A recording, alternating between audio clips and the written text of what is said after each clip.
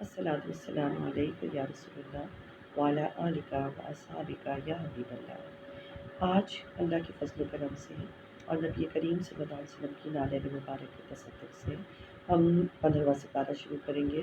अल्लाह ताला सच बात कहने की तौफीक अता फरमाए, आमीन। 15वां सिपारा है सूरह बनी इसराइल से शुरू होता है, जिसको सूरह इसरा भी कहा जाता है। इसमें ज़िक्र है मेराज शरीफ का, ज़मीनी सफ़र का ज़िक्र है कि जो मक्का मुकर्रमा से मस्जिद अक़सा तक का था। वाक़ई मेराज का ज़िक्र आ जाता है, फिर बनी इसराइल की फितना और फ़साद का ज़िक्र आता है, हज़रत शुएब अलैहिस्सलाम का ज़िक्र आता है, हज़रत ज़करिया हज़रत याह्या अलैहिस्सलाम का आता है ज़िक्र, फिर जो हमारी सोसाइटी के आदाब हैं उनका ज़िक्र आता है कि किस तरह आदाब होने चाहिए, अखलाक होने चाहिए। सूरह कहफ़ भी इसी में शुरू हो जाती है। सूरह कहफ़ की फ़ज़ीलत, सूरह कहफ़ की इब्तिदा अल्हम्दुलिल्लाह से होती है। फित्ना दज्जाल से आगाही का इसमें ज़िक्र है और इसमें अस्हाब कहफ़ का पूरा वाक़या है। औलिया के इसमें तज़किरे हैं, ये समझें कि औलिया किराम के इसमें किस्से भरे पड़े हैं। हज़रत ख़िज़्र अलैहिस्सलाम और हज़रत मूसा अलैहिस्सलाम के साथ जो किस्सा है वो भी इसी में है। हज़रत ज़ुल्क़रनैन अलैहिस्सलाम का ज़िक्र भी इसी में है। ये सारा का सारा जो ज़िक्र है ये हमारे 15वें सिपारे का हिस्सा है। सूरह इसरा, इसरा कहते हैं रात के सफ़र को। शब मेराज का इसमें ज़िक्र है। अल्लाह ताला फरमाता है सुब्हानल्लज़ी असरा बिअब्दिही लैलन मिनल मस्जिदिल हराम इलल मस्जिदिल अक़सल लज़ी बारकना हौलहू लिनुरियहू मिन आयातिना इन्नहू हुवस समीउल बसीर। पाक है वो ज़ात जो ले गई अपने बंदे को रातों रात सफ़र पे ले गई। कहाँ का सफ़र है? ये मस्जिद हराम से मस्जिद अक़सा है। शब मेराज जिसका फ़ासला जो है कहा जाता है कि 40 मंजिल कम व बेश सवा महीने का से ज़्यादा का है। ये फ़ासला अल्लाह ताला ने रात के छोटे से हिस्से में तय करवाया। मेजॉरिटी इसको कहती है नबूवत के 10वें साल में ये वक़ूअ पज़ीर हुआ, बाज़ इसको नबूवत के 12वें साल को भी कहते हैं। नबूवत के 10वें साल में जैसा कि आपको पता है कि ये नबी सल्लल्लाहु अलैहि वसल्लम ने आमुल हुस्न इसको करार दिया। और क्यों आमुल हुस्न करार दिया, गम का साल? क्योंकि दो इंतहाई अज़ीज़ तरीन हस्तियाँ हज़रत खदीजतुल कुबरा रज़ियल्लाहु ताला अन्हा और हज़रत अबू तालिब रज़ियल्लाहु ताला अन्हु, ये दोनों इस साल में अल्लाह ताला को प्यारे हो गए, उन्होंने पर्दा फरमा लिया। तो नबी सल्लल्लाहु अलैहि वसल्लम ने इस पूरे साल को गम का साल करार दिया। अब कुरान पाक की आयत और जो भी हम उसका डिस्कशन करते हैं तफसीर में, उसमें बहुत सारे नुकात एक ही एक आयत में खुल जाते हैं। अब यहाँ वैसे ही जहन में आ गया अबू तालिब रज़ियल्लाहु ताला अन्हु के ईमान से मुताल्लिक़ लोगों को बहुत ज़्यादा मसले होते हैं। तो अगर हज़रत अबू तालिब रज़ियल्लाहु ताला अन्हु ईमान वाले ना होते तो क्या नबी सल्लल्लाहु अलैहि वसल्लम आमुल हुज़्न उनकी वजह से करते? गम का साल उन्होंने तो कभी किसी काफिर का गम नहीं मनाया। तो हज़रत खदीजतुल कुबरा ताला अन्हा और अबू तालिब ताला अन्हु की महबूब तरीन हस्तियाँ थी। जब ये दोनों वफ़ात पा गए तो आप अलैहिस्सलाम ने उसका आमुल हुज़्न के पूरा साल ये गम का साल है। अच्छा, अब क्योंकि ये उनको पै दर पे गम मिले, फिर वो ताइफ़ का सफ़र हुआ, ताइफ़ पे भी उनको गमनाक हालात का सामना हुआ। अब इतने दिल शिकस्ता हो चुके थे कि अल्लाह ताला ने नबी सल्लल्लाहु अलैहि वसल्लम को कमाल की हद तक जो मेराज का वाक़या था, मेराज का मौजज़ा था, ये अता फ़रमाया। और यहाँ लिखा हुआ है कि अल्लाह ताला ने उनको सैर कराई, अपने बंदे को सैर कराई। अल्लाह ताला ने अपने बंदे को ऐसा मेराज का एक ऐसा मौजज़ा बख्शा जो किसी की भी तसव्वुर में आने से यानी नामुमकिन है किसी के तसव्वुर में आ सके क्योंकि वहाँ जा सके। नबी सल्लल्लाहु अलैहि वसल्लम गए, उनके बाद ना कोई जा सका, ना उनसे पहले कोई जा सका, ना उनके बाद कोई जा सकता है। और हुज़ूर सल्लल्लाहु अलैहि वसल्लम को ये मेराज अता हुई और ये ज़मीनी सफ़र का ज़िक्र है जिसका इनकार करना कुफ़्र है क्योंकि कुरान पाक की आयत है। सूरह नज्म पे जब हम जाएँगे तो फिर आसमानों के सफ़र का ज़िक्र आ जाता है, ठीक है? तो उसका कोई इनकार करे तो वो भी गुमराही है। और ये हालत बेदारी और में हुई और रूह और जिस्म के साथ हुई। और जमहूर जो सहाबा किराम हैं और जमहूर अहले इस्लाम हैं, उनकी कसीर जमातें इसी बात पर मुत्तफ़िक़ हैं कि मेराज शरीफ रूह और जिस्म के साथ हुई, ख्वाब में नहीं थी। अगर ख्वाब में होती تو کفار کا ریئیکشن وہ نہ ہوتا، اور اگر یہ خواب میں ہوتی تو یہ معجزہ نہ ہوتا۔ معجزہ خواب میں نہیں ہوا کرتا، معجزہ حقیقت میں ہوا کرتا ہے جو آنکھوں کو عاجز کر دے، وہ ہوتا ہے۔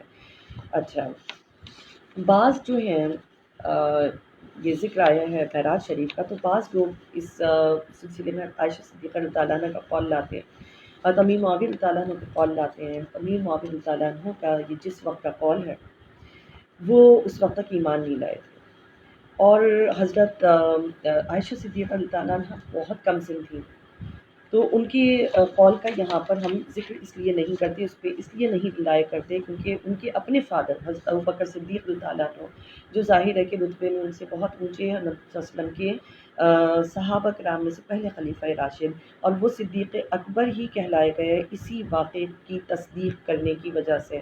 تو وہ بھی حضرت عائشہ صدیقہ رضی اللہ عنہ نے بھی اس کو حدیث کہہ کے مروی نہیں کیا کہ یہ نبی صلی اللہ علیہ وسلم سے مروی ہے، بلکہ اپنا ایک خیال ظاہر کیا ہے کہ اس طرح سے آتے کہ آل ابو بکر میں سے کچھ لوگ کہتے ہیں کہ حضرت عائشہ صدیقہ رضی اللہ تعالی عنہ یہ کہا کرتی تھی۔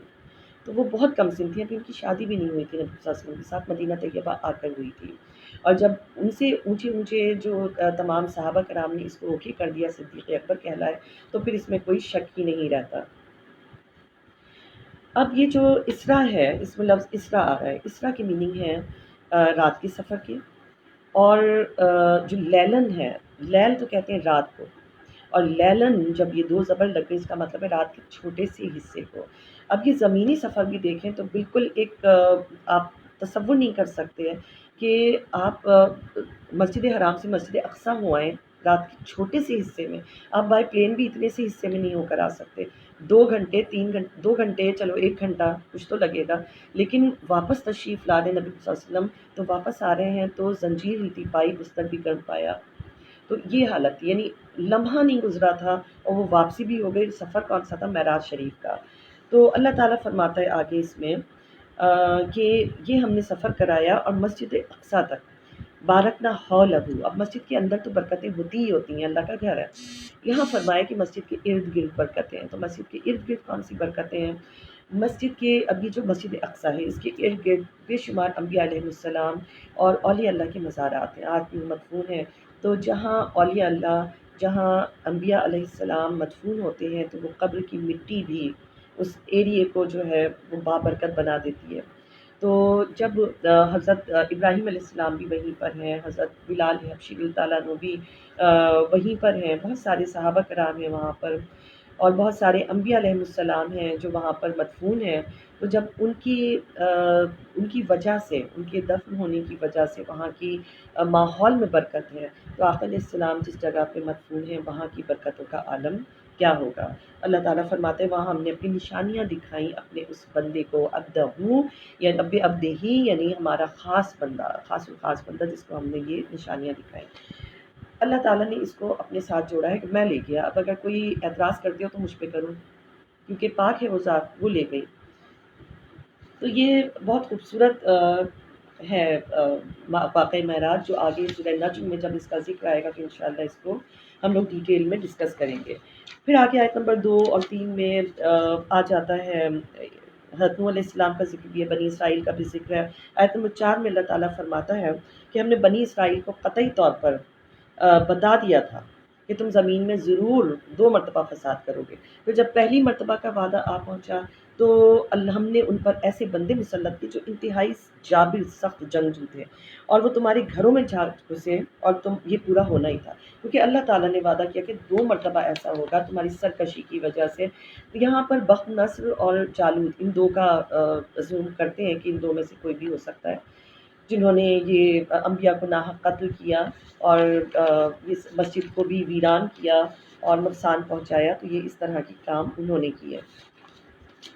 آگے آ رہا ہے کہ پھر ہم نے آیت نمبر 6 میں ان کے اوپر غلبے کو تمہارے حق میں پلٹا دیا، ٹھیک ہے، ہم نے اموال اور اولاد کی کثرت سے تمہاری مدد بھی کی، اور ہم نے تمہیں افراد امت میں بھی بڑھا دیا۔ پھر دوسرا جب وعدہ آیا آیت نمبر 7 میں، کہ جب دوسرے وعدے کی گھڑی آئی تو ہم نے تم پر ظالموں کو مسلط کر دیا تاکہ تمہارے چہرے بگاڑ دیں، اتنا مارے تمہیں تمہارے چہرے بگاڑ دیں، اور تاکہ مسجد اقصی میں ایسے داخل ہوں جیسے حملہ آور پہلی مرتبہ داخل ہوئے تھے، اور تاکہ جس مقام پر غلبہ پائیں اسے تباہ و برباد کر ڈالیں۔ تو یہ اللہ تعالیٰ فرما رہے ہیں کہ یہ اس طرح سے ہم نے دوسرے والے کا جو ہے یہ وعدے کا اللہ تعالیٰ نے فرمایا۔ اور بعض کہتے ہیں کہ یہ جو ہے مستقبل کی پیشن گوئی ہے، جو امام مہدی علیہ السلام جب تشریف لائیں گے اور وہ جب غلبہ پائیں گے، وہ جب جائیں گے تب وہ اس کو فتح کریں گے اور مکمل طور پر ان کے قبضے میں آ جائے گا۔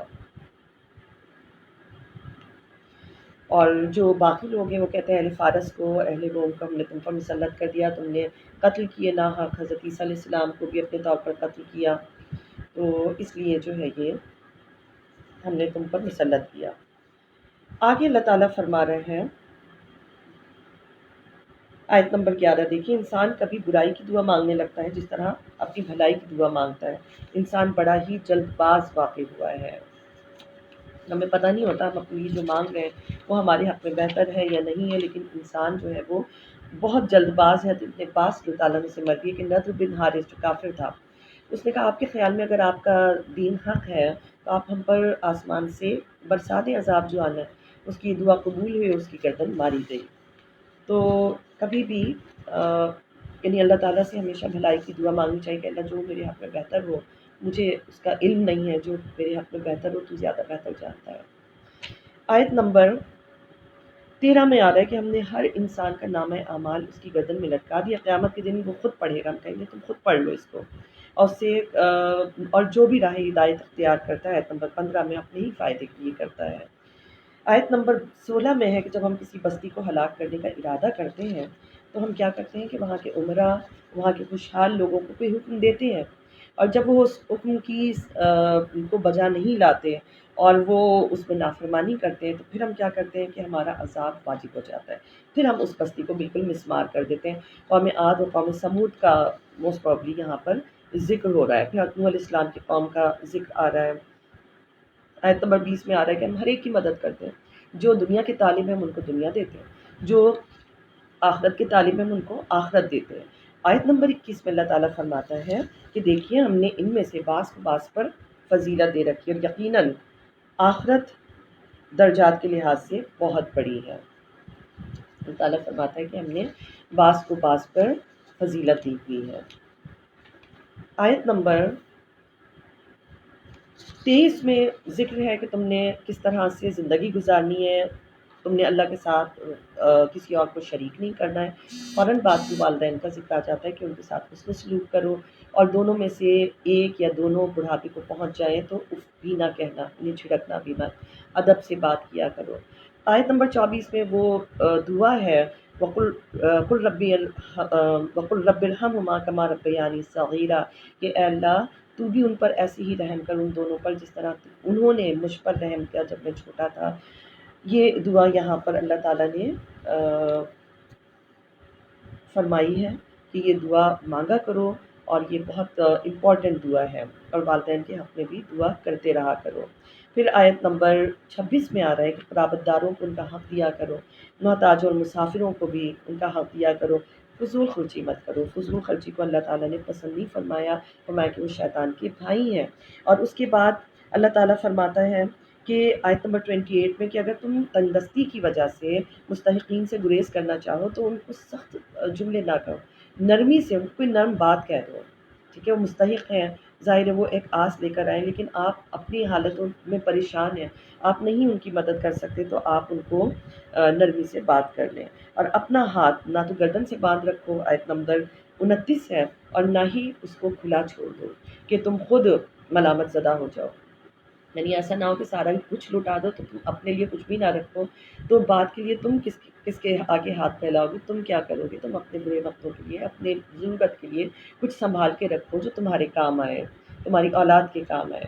اللہ تعالیٰ فرما رہا ہے کہ ہم اپنے بندوں میں سے جس کے لیے چاہتے ہیں رزق کشادہ کرتے ہیں، جس کے لیے چاہتے ہیں رزق تنگ کرتے ہیں، تو سب آزمائش ہے، جس کو زیادہ رزق ملا ہوا ہے وہ بھی آزمائش سے گزر رہا ہے، جس کو کم رزق ملا ہوا ہے وہ بھی آزمائش سے گزر رہا ہے۔ اور اولاد کو مفلسی کے خوف سے قتل مت کرو، جیسے ہم نے تمہیں رزق دیا ان کا بھی رزق ہم نے ہی دینا ہے۔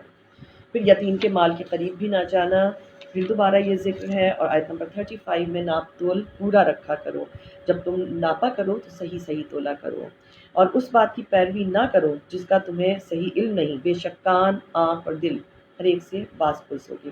اللہ تعالیٰ فرما رہا ہے کہ ایک ایک عضو جو ہے تمہارا گواہی دے گا۔ ابھی فی الحال یہ عضو ہمارے تابع ہیں، لیکن قیامت کے دن یہ ہمارے تابع نہیں ہوں گے، بلکہ یہ سب بولیں گے کہ اس نے ہم سے کیا کیا کام لیا۔ اور زمین میں اکڑ کر مت چلو۔ آیت نمبر 37 تکبر کو اللہ تعالیٰ نے سخت ناپسند فرمایا ہے کہ تم زمین کو نہیں چیر سکتے، نہ پہاڑوں کی بلندیوں پر پہنچ سکتے ہو، تو تم اکڑ کر مت چلو۔ آیت نمبر 45 دیکھیں، اور جب آپ قرآن پڑھنے لگتے ہیں تو ہم آپ کے ان لوگوں کے درمیان جو آخرت پر ایمان نہیں رکھتے ایک پوشیدہ پردہ حائل کر دیتے ہیں۔ اب یہ کافروں کے لیے فرمایا گیا ہے کہ کافر کیونکہ ایمان نہیں لائے ہیں تو ان کو کچھ سمجھ اسی لیے نہیں آتی، وہ اتنے اندھے اور بہرے ہیں کہ ان کو کچھ سمجھ نہیں آتا، اور ہمیں پردہ پوشیدہ پردہ جو ان کو نظر نہیں آتا وہ حائل کر دیتے ہیں۔ اس کا شان نزول کچھ اس طرح سے کہ جب کوہ صفا پہ آقا علیہ السلام نے دعوت حق دی تو ابو لہب نے انگلی اٹھا اٹھا کے کہا تھا کہ ہاتھ ٹوٹیں آپ کے، نعوذ باللہ، اس طرح کی باتیں کی کہ اللہ تعالیٰ نے پوری سورہ اتار دی تھی کہ تمہارے پورے ہاتھ ٹوٹ جائیں اور تم برباد ہو جاؤ، اور تمہاری بیوی بھی جو ہے وہ اس کا بھی ساتھ میں ذکر آیا ہے کہ بیوی کے لیے بھی یہی کہا ہے کہ آگ میں جلے گی۔ ایک دن نبی صلی اللہ علیہ وسلم کعبۃ اللہ میں حضرت ابوبکر صدیق رضی اللہ عنہ کے ساتھ تشریف فرما تھے۔ ام جمیل جو تھی بڑی غصے میں آئی پتھر لے کے اور کہی تھی کہ میری ہجوم کرتے ہیں، میری تذلیل کرتے ہیں، میں آج نعوذ باللہ ماروں گی اور یہ کروں گی۔ تو اس کو نظر ہی نہیں آیا عقل اسلام۔ اس نے حضرت ابوبکر صدیق رضی اللہ عنہ سے پوچھا تو انہوں نے بتایا نہیں۔ بعد میں انہوں نے پھر وہ واپس چلی گئے، وہ جب آتی تھی پتھر مارنے وہ اندھی ہو جاتی تھی، پھر وہ واپس چلی گئی۔ تو حضرت ابوبکر صدیق رضی اللہ عنہ نے یہ سارا جب نبی صلی اللہ علیہ وسلم کو بتایا، جو خود بھی اس کو دیکھ ہی رہے تھے، انہوں نے فرمایا یہ آیت نازل ہوئی ہے اور اللہ تعالیٰ نے پوشیدہ پردہ جو ہے وہ بیچ میں کر دیا ہے، وہ کچھ نہیں دیکھ سکتی، کچھ نہیں سن سکتی۔ اچھا، اب ایک حدیث ہے کہ ایک صحابی آئے کہ آقا علیہ السلام فلاں فلاں شخص جو ہے آپ کے خلاف جو ہے نا برے نام لیتا ہے، آپ کو نعوذ باللہ مذمم کہتا ہے، جس کی سب مذمت کی جائے۔ آپ علیہ السلام نے فرمایا کہ وہ اگر یہ کہتا ہے تو اپنے کسی مذمم کو یاد کرتا ہے، میرا نام تو اللہ تعالیٰ نے محمد رکھا ہوا ہے صلی اللہ علیہ وسلم۔ تو یہ اللہ تعالیٰ فرماتا ہے کہ یہ جو ہے اندھے بہرے اور گونگے ہو جاتے ہیں، اور ان کے لیے ہم پردہ ڈال دیتے ہیں تاکہ وہ سن ہی نہ سکیں۔ آیت نمبر 46 میں ہے یہ کہ ہم ان کے دلوں پر بھی پردے ڈال دیتے ہیں تاکہ وہ سمجھ نہ سکیں، کانوں میں بھی بوجھ پیدا کر دیتے ہیں، اور جب آپ قرآن میں اپنے رب کا تنہا ذکر کرتے ہیں تو وہ نفرت کرتے ہوئے پیٹ پھیر کر بھاگ کھڑے ہوتے ہیں۔ اور جب یہ سنتے ہیں تو کیا کرتے ہیں؟ آیت نمبر 47 میں کہ یہ اس لیے نہیں سنتے کہ ایمان لائیں گے، بلکہ اس لیے سنتے ہیں آپ کی طرف کان لگاتے ہیں، سرگوشیاں کرتے ہیں۔ اور جب یہ ظالم لوگ مسلمانوں سے کہتے ہیں کہ تم تو بحث ایک ایسے بشر کی پیروی کر رہے ہو، ایک ایسے شخص کی پیروی کر رہے ہو جو سحر زدہ ہے، اور اس طرح کی بھی وہ باتیں کرتے ہیں، یہ ظالم لوگ ہیں، یہ اپنے اوپر ہی ظلم کر رہے ہیں اور یہ گمراہ ہو چکے ہیں۔ اور یہ کیا کہتے ہیں آیت نمبر 49 میں آ رہا ہے کہ جب ہم مر کر بوسیدہ ہو جائیں گے، ہماری ہڈیاں بھی مرکب جائیں گی، ریزہ ریزہ ہو جائیں گی، تو پھر ہم دوبارہ پیدا کیے جائیں گے۔ تو اس طرح کی باتیں یہ کفار کیا کرتے تھے۔ آیت نمبر 53 ہے کہ آپ میرے بندوں سے فرما دیں کہ ایسی باتیں کیا کریں جو بہتر ہوں، اور بے شک شیطان لوگوں کے درمیان فساد برپا کرتا ہے، یقیناً شیطان انسان کا کھلا دشمن ہے۔ مشرکین آپ کو پتہ ہی ہے کہ مسلمانوں کے ساتھ بہت بری حرکتیں کرتے تھے، بہت ایذائیں دیتے تھے، بڑی تکلیفیں دیتے تھے۔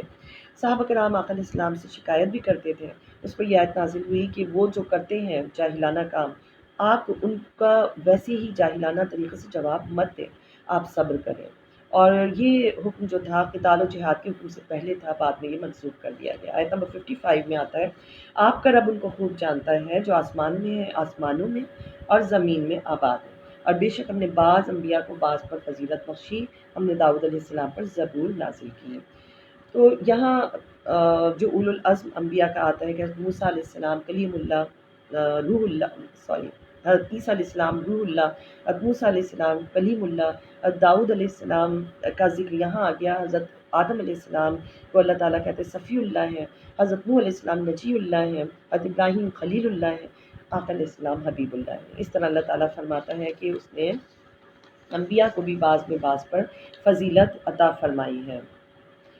آیت نمبر 57 میں ہے کہ یہ لوگ جن کی عبادت کرتے ہیں یعنی ملائکہ، جنات اور حضرت عیسیٰ علیہ السلام، عزیر علیہ السلام، ان کی تصویریں بناتے ہیں، بت بناتے ہیں، ان کو پوجتے ہیں، تو وہ تو خود اپنے رب کی طرف وسیلہ تلاش کرتے ہیں۔ حضرت آدم علیہ السلام کا جب آتا ہے کہ ان سے جب خطا اللہ تعالیٰ نے کروائی، جب زمین پر تشریف لائے 300 سال تک روتے رہے، اور جب انہوں نے آقا علیہ السلام کے وسیلے سے دعا کی تو دعا قبول ہو گئی، تو اللہ تعالیٰ فرماتا ہے کہ یہ تو خود وسیلہ تلاش کرتے ہیں۔ مطلب یہ ہے کہ یہ خود ہمارے مخلوق ہیں اور ہمارے تابع ہیں، تو ہم جو کہتے ہیں وہ یہ کرتے ہیں، تو تم ان کو پوچھتے ہو، ان کو رب بناتے ہو، حالانکہ وہ رب نہیں ہے۔ اچھا، یہ اس کا شان نزول بھی کچھ اس طرح سے ہے کہ یہ آیت رب کی ایک جماعت کے لیے نازل ہوئی جو جنوں کی ایک جماعت کی پرستش کرتے تھے، اور وہ جن تو اسلام لے آئے، اور ان کے جو تھی پوجنے والوں کی اس کی خبر ہی نہیں ہوئی کہ وہ جنوں کو پوجا کرتے تھے وہ تو مسلمان ہی ہو چکے ہیں۔ آیت نمبر 59، اور ہم اللہ تعالیٰ فرماتا ہے کہ ہمیں نشانیاں ابھی بھی بھیجنے پہ کوئی مسئلہ نہیں ہے، اللہ تعالیٰ کی قدرت ہے، اللہ تعالیٰ ابھی بھی اپنی قدرت کی نشانیاں ظاہر کر سکتا ہے، لیکن پہلے ان نشانیوں کو لوگوں نے جھٹلایا اور پھر وہ فوراً ہی تباہ و برباد کر دیے گئے۔ اور ہم نے قوم سمود کو اونٹنی دی، اور ہم جب بھی کوئی نشانی بھیجتے ہیں تو وہ عذاب سے قبل بھیجتے ہیں کہ جب اگر انہوں نے مان لیا تو ٹھیک ہے، اور نہیں مانا تو عذاب نازل ہو جائے گا، پھر اسی وقت عذاب بھیج دیا جاتا ہے۔ ابن عباس عنہما سے مروی ہے، اہل کفار نے آقا علیہ السلام سے ڈیمانڈس تو کرتے تھے، کہتے کہ کوہ صفا کو آپ جو ہے پورا سونا بنا دیں، اچھا ایسا کریں کہ تمام پہاڑوں کو عرب سے ہٹا دیں، مکے سے ہٹا دیں، تو وہی آئی کہ آپ کی امت کو مہلت دی جائے یا وہ جو طلب کر رہے ہیں پورا کر دیا جائے، لیکن اگر پھر بھی وہ ایمان نہ لائے تو سب کو نیست و نابود کر دیا جائے گا، بالکل ہلاک کر دیا جائے گا۔ تو آیت نمبر 60، وَمَا جَعَلْنَا الرُّؤْيَا الَّتِي أَرَيْنَاكَ إِلَّا فِتْنَةً لِلنَّاسِ، اور ہم نے اس نظارے کو جو ہم نے آپ کو دکھایا لوگوں کے لیے صرف ایک آزمائش بنایا۔ اب آیت نمبر 1 جو تھی کہ پاک ہے وہ ذات جو لے گئی اپنے بندے کو دکھانے کے لیے، اپنی نشانیاں دکھانے کے لیے راتوں رات مسجد حرام سے مسجد اقصیٰ، یہ اسی کے بارے میں کہا جا رہا ہے کہ رات کو جو ہم نے دکھایا، رؤیا جو ہے وہ ایک تو خواب کے میننگ میں بھی آتا ہے، اور دوسرے اس کی میننگ ہے کہ کھلی آنکھوں سے رات کے وقت مشاہدہ کرنا ہے۔ تو اللہ تعالیٰ فرما رہا ہے کہ جو رات کو ہم نے آپ کو نشانیاں اپنی دکھائیں وہ کیا تھیں، وہ اس لیے دکھائیں کہ اس کو ہم نے آزمائش بنا دیا ہے، اور یہ حقیقت میں آزمائش تھی اور یہ آزمائش ہے۔ کفار نے بے تکے قسم کے سوال پوچھے، مسجد اقصیٰ میں کتنے ستون ہیں، کتنی کھڑکیاں ہیں، کتنے پلرز ہیں، کیسا ہے، اور کتنے باب ہیں، سارے کے سارے وہ پوچھا، حالانکہ اگر کوئی جاتا ہے تو کبھی بھی دروازے، کھڑکیاں اور شیاطین اس کے کاؤنٹ کر کے نہیں آیا کرتا، لیکن اس طرح کے سوال انہوں نے پوچھے۔ قافلے والوں کا پوچھا، اچھا قافلے اس طرف کو گئے تھے ان کے بارے میں بتائیں، اور نبی کریم صلی اللہ علیہ وسلم نے قافلے والوں کی بھی ایگزیکٹ ویسی ہی باتیں بتائیں، اور مسجد اقصیٰ کو اللہ تعالیٰ نے سامنے کر دیا، انہوں نے گن گن کے سارا کچھ بتا دیا۔ اللہ تعالیٰ نے کہیں بھی اپنے محبوب صلی اللہ علیہ وسلم کو نیچا نہیں ہونے دیا۔ آیت نمبر 64، اور جس پر بھی تیرا بس چل سکتا ہے۔ اب یہ پھر سے فرشتوں نے آدم علیہ السلام کو سجدہ کیا، یہ آیت نمبر 61 سے شروع ہو جاتا ہے، اور آگے پھر اللہ تعالیٰ کے ساتھ وہی ڈائلاگ جو شیطان کا آتا ہے کہ میں ان کو، مجھے مہلت دے، میں ان کو بہکاؤں گا۔ اور آیت نمبر 64 پہ اللہ تعالیٰ فرماتا ہے جس پر بھی تیرا بس چل سکتا ہے اپنی آواز سے ڈگمگا لے، اور ان پر سوار پیادہ دوستوں کو چڑھا دے، ان کے مال اور اولاد میں بھی ان کا شریک بن جا، اور ان سے وعدے کر جھوٹے وعدے کر کہ ان سے اور ان سے شیطان دھوکہ اور فریب کے سوا کوئی وعدہ نہیں کرتا۔ یعنی آواز وسوسے ڈال کے اور گانے وغیرہ کی آوازیں ڈال کے، اب یہ جو کچھ بھی سوشل میڈیا پہ فضول قسم کی چیزیں چلتی ہیں یہ سب شیطان ہی کی طرف سے ہیں، جو بری چیزیں ہیں۔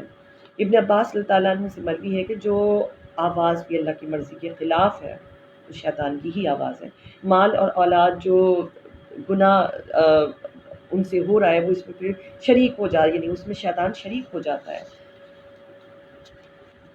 پھر اللہ تعالیٰ اپنی قدرت کی بات بتاتا ہے کہ سمندر میں جہاز اور کشتیاں اللہ تعالیٰ روا فرماتا ہے، تم اپنا فضل تلاش کرتے ہو اس کے اندر، اور جب تمہیں سمندر میں کوئی مصیبت لاحق ہوتی ہے نمبر 67 میں، تو کیا ہوتا ہے کہ تمہارے سب بت تمہارے ذہنوں سے غائب ہو جاتے ہیں جن کی تم پرستش کرتے ہو، تم اللہ کو پکارتے ہو، اور جب تمہارے اوپر مصیبت ختم ہو جاتی ہے، خشکی پہ لے آتا ہے، تو تم دوبارہ سے جو ہے ناشکرے بن جاتے ہو اور گردانی کرنے لگتے ہو۔ انسان بڑا ناشکرا واقع ہوا ہے۔ انسان کو اللہ تعالیٰ نے بتا دیا کہ ناشکرا بھی ہے، جلد باز بھی ہے، جھگڑالو بھی ہے۔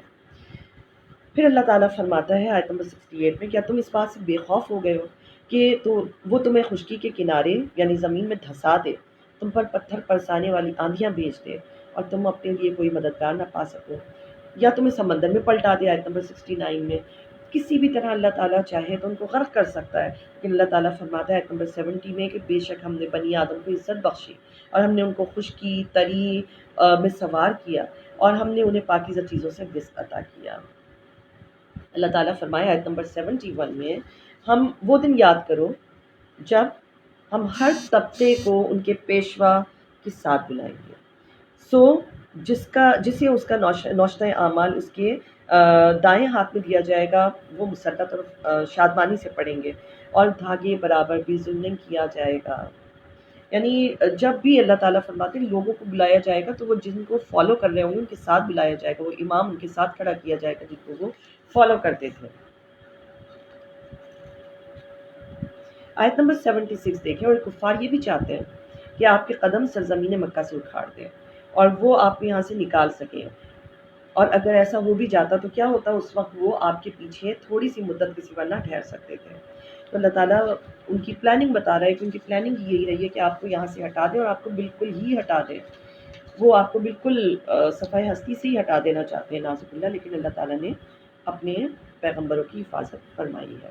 آیت نمبر 79 میں تہجد کی نماز کا ذکر آ جاتا ہے کہ رات کے کچھ حصے میں، یہ نبی صلی اللہ علیہ وسلم انبیاء علیہ السلام تو پڑھائی کرتے تھے، رات کے کچھ حصے میں نماز تہجد پڑھا کریں، خاص آپ کے لیے زیادہ ہے، ان کے لیے ضروری، یقیناً آپ کا رب آپ کو مقام محمود پر فائز فرمائے گا، ٹھیک ہے، جہاں وہ شفاعت عطا فرمائیں گے تمام مسلمانوں کو انشاءاللہ۔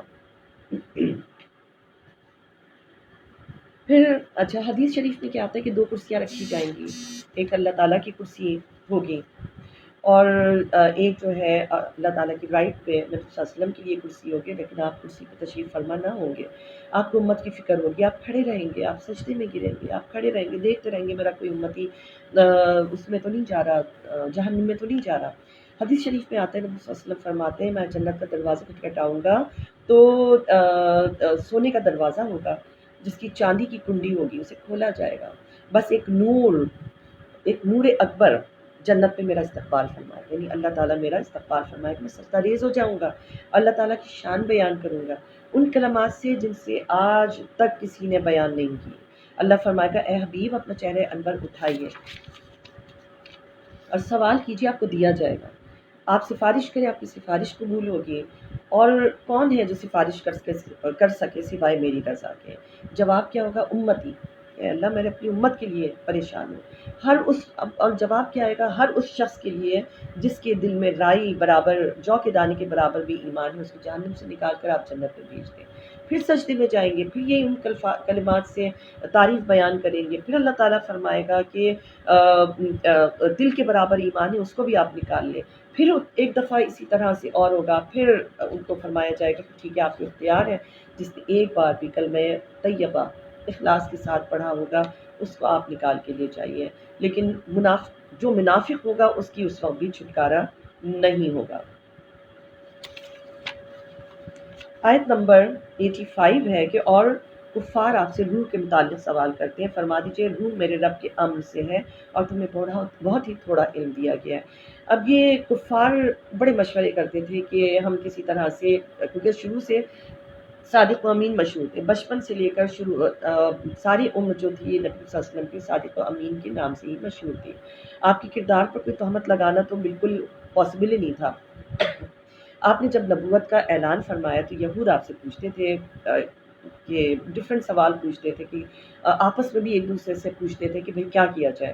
انہوں نے یہودیوں سے پوچھا کفار مکہ کریں، کہ بتائیں کہ ہم کیا کریں، ان سے کیا پوچھیں تو تاکہ ہم ان کو جھٹلا سکیں، ان کو پریشان کر سکیں۔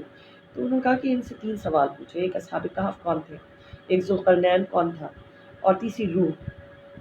تو اگر تینوں کے جواب نہ دیں تو نبی نہیں، اور اگر ایک کا جواب دے دو تو سچے نبی، اور اگر تینوں کا جواب دے دیں تب بھی نبی نہیں۔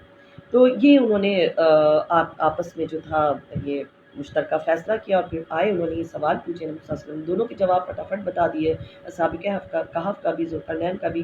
روح کا جب آیا تو انہوں نے فرمایا کہ یہ جو سوال ہے نا یہ میرے رب کے امر سے، تو وہ سچائی حالانکہ ثابت ہو گئی، لیکن اس کے بعد بھی مانا کوئی نہیں، گنتی کے لوگ ہی مانے۔ آیت نمبر 89 میں بے شک ہم نے اس قرآن میں ہر لوگوں کے لیے ہر طرح کی مثالوں کو انداز بدل بدل کے پیش کیا ہے، یعنی آپ ایک ہی چیز کو آپ ڈفرینٹ طریقے سے دیکھتے ہیں کہ کبھی اس کو کسی مثال کے ذریعے سمجھایا گیا، کبھی کسی مثال کے ذریعے سمجھایا گیا ہے۔ یہ اللہ تعالیٰ کی کلام کا خاصہ ہے۔ آیت نمبر 101 ہے، اور بے شک ہم نے موسیٰ علیہ السلام کو 9 نشانیاں دیں۔ تو آپ بنی اسرائیل سے پوچھئے کہ جب حضرت موسیٰ علیہ السلام فرعون کے پاس آئے، جب اپنی قوم کے پاس آئے تو فرعون نے ان سے کیا کہا کہ میں تو یہ خیال کرتا ہوں کہ اے موسیٰ تم تو سحر زدہ ہو، یعنی وہ 9 معجزات کا ذکر آیا ہے کہ اللہ تعالیٰ نے ان کو 9 معجزات دے کر بھیجا، اور اس کے باوجود بھی وہ ایمان نہیں لایا۔ آیت نمبر 111 پر آ جاتے ہیں، آخری آیت ہے یہ اس سورہ کی، کہ اور فرما دیجئے کہ سب تعریف اللہ ہی کے لیے جس نے نہ تو اپنے کوئی بیٹا بنایا اور نہ ہی سلطنت میں کوئی شریک ہے، اور نہ کمزوری کے باعث اس کا کوئی مددگار ہے، اور آپ اسی کو بزرگ و برتر جان کر اس کی خوب بڑائی بیان کریں۔ اس کو علماء کہتے ہیں، مفسرین کہتے ہیں کہ یہ اپنے بچوں کو یہ دعا سکھائیں، یہ پڑھتے رہیں، اس سے عزت ملتی ہے۔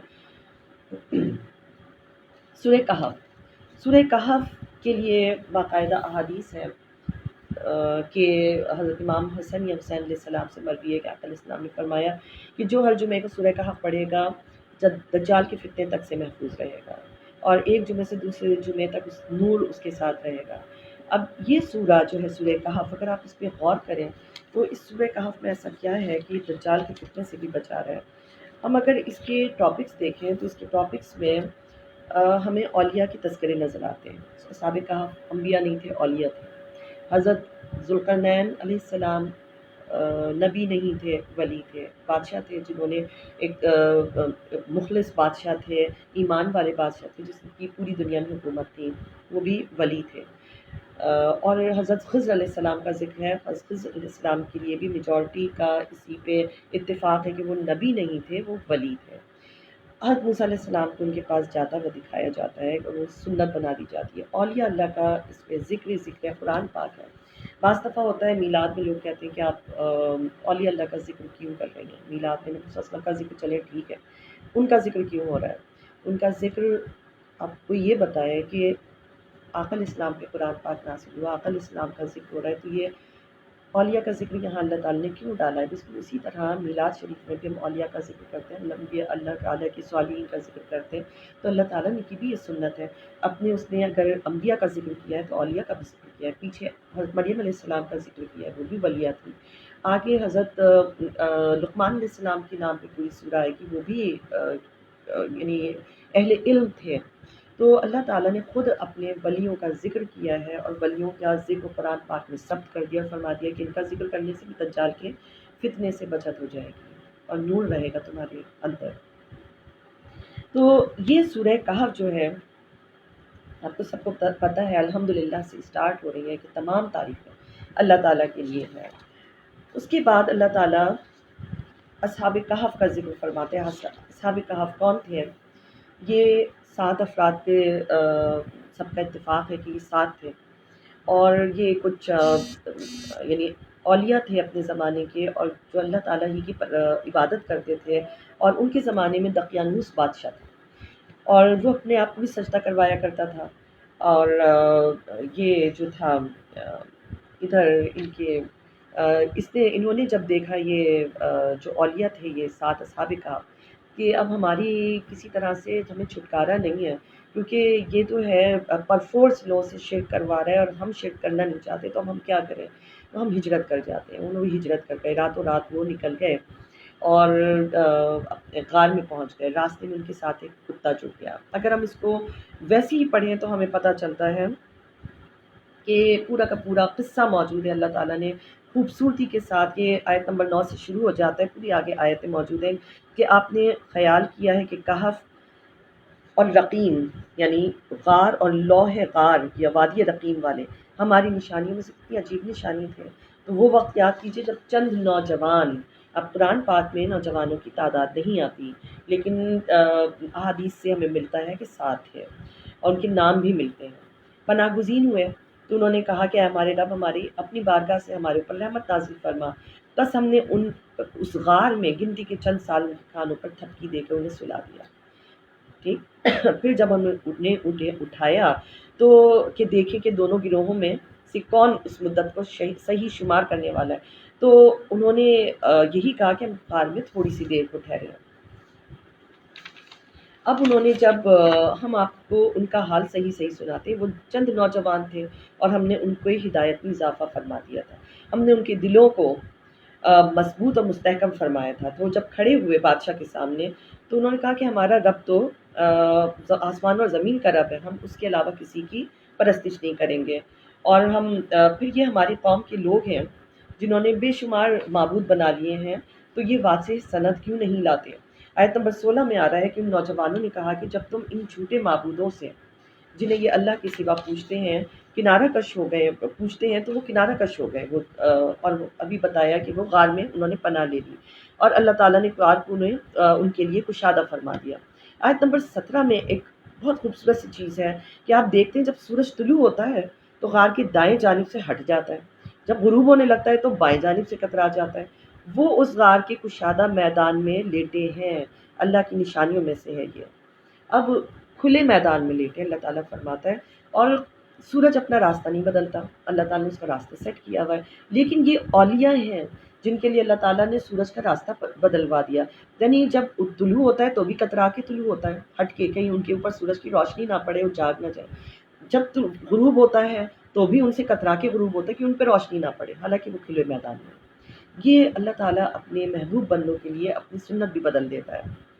آیت نمبر 18 میں آ رہا ہے کہ اے سننے والے، اگر تم انہیں دیکھو تو خیال کرو گے کہ وہ سوئے ہوئے ہیں اور ہم انہیں دائیں جانب بائیں جانب کروٹیں بدلاتے ہیں. ان کا کتا ان کی چوکھٹ پر اپنے دونوں بازو پھیلائے بیٹھا ہے، اگر تم جھانک کے دیکھ لو تو پیٹ پھیر کر بھاگ جاؤ اور دہشت بھر جائے.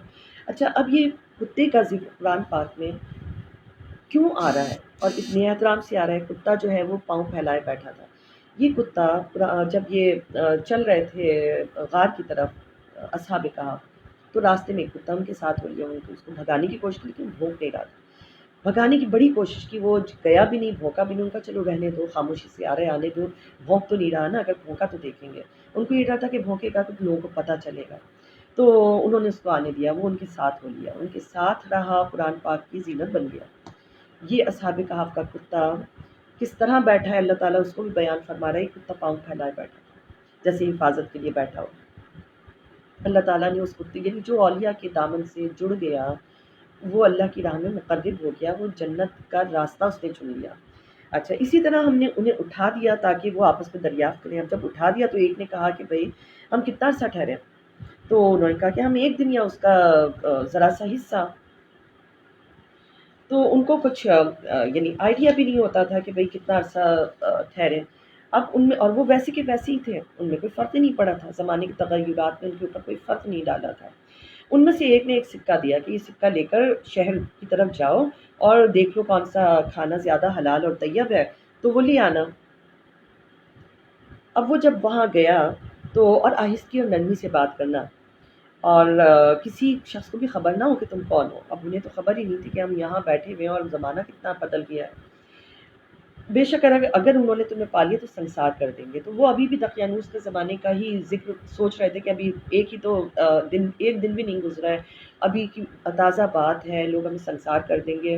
تو وہ ابھی اسی پریشانی میں تھا. آیت نمبر 21 میں آتا ہے کہ ہم نے اس طرح ان کے حال پر لوگوں کو مطلع کر دیا. اچھا، ہوا یہ تھا کہ دقیانوس بادشاہ کے زمانے میں لوگوں کا دوبارہ زندہ کر کے اٹھائے جانے پر ایمان ہی ختم ہو گیا تھا. تو تو ایک تو یہ بھی اللہ تعالیٰ نے دکھانا تھا کہ پہلے ان کو سلائے رکھا، سالوں صدیاں سلائے رکھا، پھر ان کو زندہ کر کے واپس لے آیا، تو اب چھان بین شروع ہوئی کہ بھئی کون لوگ ہیں، تو یہی الگ ہے، یہ تو آج کے زمانے کے لوگ ہی نہیں ہیں، تاکہ وہ جان لیں کہ اللہ کا وعدہ سچا ہے، قیامت کے آنے میں ان کو کوئی شک نہ رہے۔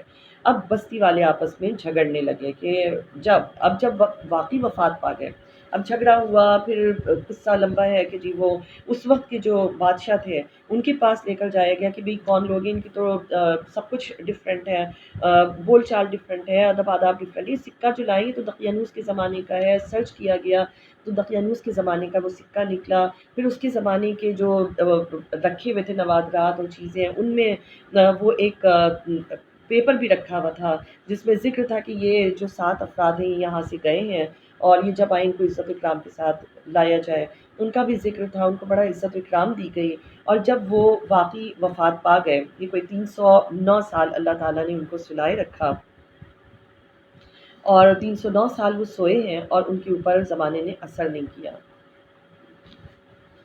اچھا، اس طرح جو ہے اب آیت نمبر 21 میں جو ہاف پورشن ہے اس میں یہ ہے کہ اب جب وہ وفات پا گئے اصحاب کہف حقیقت میں، تو کیا ہوا کہ لوگ جھگڑا کرنے لگے، کچھ نے کہا کہ بھئی ان کی غار پر ایک عمارت بطور یادگار بنا دو، اور ان کا رب ان کے حال سے خوب واقف ہے، اور ہم ان کے اوپر ضرور ایک مسجد بنائیں گے تاکہ مسلمان اس میں نماز پڑھیں اور ان کی قربت سے فیض حاصل کریں۔ آج بھی آپ دیکھتے ہیں جہاں اولیاء اللہ کے مزارات ہوتے ہیں، انبیاء علیہ السلام کے مزارات ہوتے ہیں، ساتھ میں ایک مسجد ضرور ہوتی ہے، اور وہ مسجد اسی لیے ہوتی ہے کہ مسجد میں جو لوگ بھی بعد کے آنے والے ہوں گے وہ صاحب مزار کا فیض حاصل کریں گے، تو وہ فیض ان کو ملتا رہتا ہے، اور یہ قرآن پاک کی روح سے ثابت ہے کہ جہاں ان کو اولیاء اللہ کو دفن کیا ہے وہیں ایک مسجد بھی بنا دی، اور مسجد آج تک قائم و دائم ہے۔ آیت نمبر 22، اب کچھ لوگ کہیں گے اصحاب کہف 3 تھے اور ان میں سے چوتھا ان کا کتا، بعض کہیں گے 5 تھے، چھٹا ان کا کتا، ٹھیک، یہ 10 تھے، یہ ان کے اندازے ہیں، اور بعض کہیں گے وہ 7 تھے اور 8واں ان کا کتا۔ فرما دیجئے کہ ان کی تعداد، صحیح تعداد تو اللہ ہی خوب جانتا ہے، اور سوائے چند لوگوں کے اس کی صحیح تعداد کا کوئی علم نہیں کسی کو، ما یعلمہم الا قلیل، صرف اللہ یا چند اس کے جو سلیکٹڈ بندے ہیں ان کو پتہ ہے، سو آپ کسی سے ان کے بارے میں بحث نہ کریں۔ تو یہ جو ہے اب اس آیت میں ایک عجیب سی چیز آپ کو فیل ہوگی، ہم کسی کے گھر جاتے ہیں، کسی کے پیٹ اینیمل کا ہم کاؤنٹنگ میں نہیں لاتے، اگر آپ پوچھیں اس گھر میں کتنے لوگ رہتے ہیں آپ کہیں گے کہ جی وہ لوگ 4 ہیں، یہ نہیں کہیں گے وہ 4 ہیں اور 5ویں ان کی بلی، کوئی یہ نہیں کہے گا کہ وہ 6 ہیں، چھٹا ان کا جو 6 ہیں اور 7واں ان کا طوطا۔ آج تک کبھی ایسا نہیں ہوتا، ہم جب کاؤنٹنگ کرتے ہیں تو ہم صرف بندوں کی کاؤنٹنگ کرتے ہیں، ان کے پیٹس کی کاؤنٹنگ نہیں کرتے۔ یہاں اللہ تعالیٰ ایک تو اس جانور کو اللہ تعالیٰ نے یہاں جگہ دی جو نجس، جس کو کہا گیا جو آپ کو سوکھا بھی چھو جائے تو آپ ناپاک ہو جاتے ہیں، اس جانور کا ذکر کیا جہاں جس کے ہونے پہ رحمت کے فرشتے نہیں آتے، اس جانور کا ذکر ہو رہا ہے، بار بار ہو رہا ہے، اور اب یہ فردر بار بار ہو رہا ہے کہ لوگ کہیں گے کہ وہ 3 تھے، اب چوتھا ان کا کتا 4 تھے، 5واں ان کا کتا 6 تھے، 7واں ان کا کتا، اور صحیح تعداد اللہ کو پتہ ہے۔ کتے کو اتنی شان کیوں مل گئی کہ وہ قرآن پاک کی زینت بن گیا؟ وہ کتا جو نجس جانور تھا، پلید جانور تھا، اس کو اللہ تعالیٰ نے اتنی عزت دی کہ وہ اب جنت میں جائے گا جب قیامت کا دن ہوگا، تو وہ ہے وہ کس صورت میں جائے گا اللہ تعالیٰ بہتر جانتا ہے، لیکن وہ جنت میں جائے گا۔ آیت نمبر 23، اور کسی بھی چیز کی نسبت یہ ہرگز نہ کہا کریں کہ میں اس کام کو کل کرنے والا ہوں، مگر یہ کہ اللہ چاہے، انشاءاللہ، اور اپنے رب کا ذکر کیا کریں جب آپ بھول جائیں، اور کہیں امید ہے میرا رب مجھے اس سے بھی قریب تر کی ہدایت کی راہ دکھائے گا۔ یعنی جب کسی کام کا ارادہ کریں تو انشاءاللہ کہیں، اور بھول جائیں تو جیسے ہی یاد آئے کہیں۔ شان نزول اس کا کچھ اس طرح سے تھا کہ اہل مکہ نے جب آپ کو پتہ ہی ہے 3 چیزوں کا مطالبہ کیا کہ ہم بتائیں اصحاب کہف کون ہیں، اور ذوالقرنین کے بارے میں اور یوح کے بارے میں، تو جب اصحاب کہف کا حال دریافت کیا آخر اسلام نے فرمایا کہ کل بتاؤں گا، انشاءاللہ کہنا اللہ تعالیٰ نے ان کو بھلا دیا۔ آپ کو پتہ ہے سورہ نجم میں بھی آگے آئے گا کہ وہ ان کی ہر بات سراسر وحی ہے، وہ اپنی خواہش نفس سے کوئی بات زبان مبارک سے نہیں نکالتے، تو ان کا کہنا بھی وحی الہی ہی تھا، ان کا کہنا بھی حکمت سے خالی نہیں تھا، یہ امت کی تعلیم کے لیے تھا کہ وہ جب یہ کہیں گے تو پھر اللہ تعالیٰ فرمائے گا انشاءاللہ کہا کریں، اور یہ امت کی تربیت کے لیے تھا۔ آیت نمبر 28، کہ اے میرے بندو تو اپنے آپ کو ان لوگوں کی سنگت میں جمائے رکھ جو صبح شام اپنے رب کو یاد کرتے ہیں، اس کی رضا کے طالب ہیں اور اس کی دید کے متمنی ہیں، تیری نگاہیں ان سے نہ ہٹیں۔ تو دنیاوی زندگی کی آرائش چاہتا ہے تو اس شخص کی اطاعت نہ کر جس کے دل کو ہم نے اپنے ذکر سے غافل کر دیا۔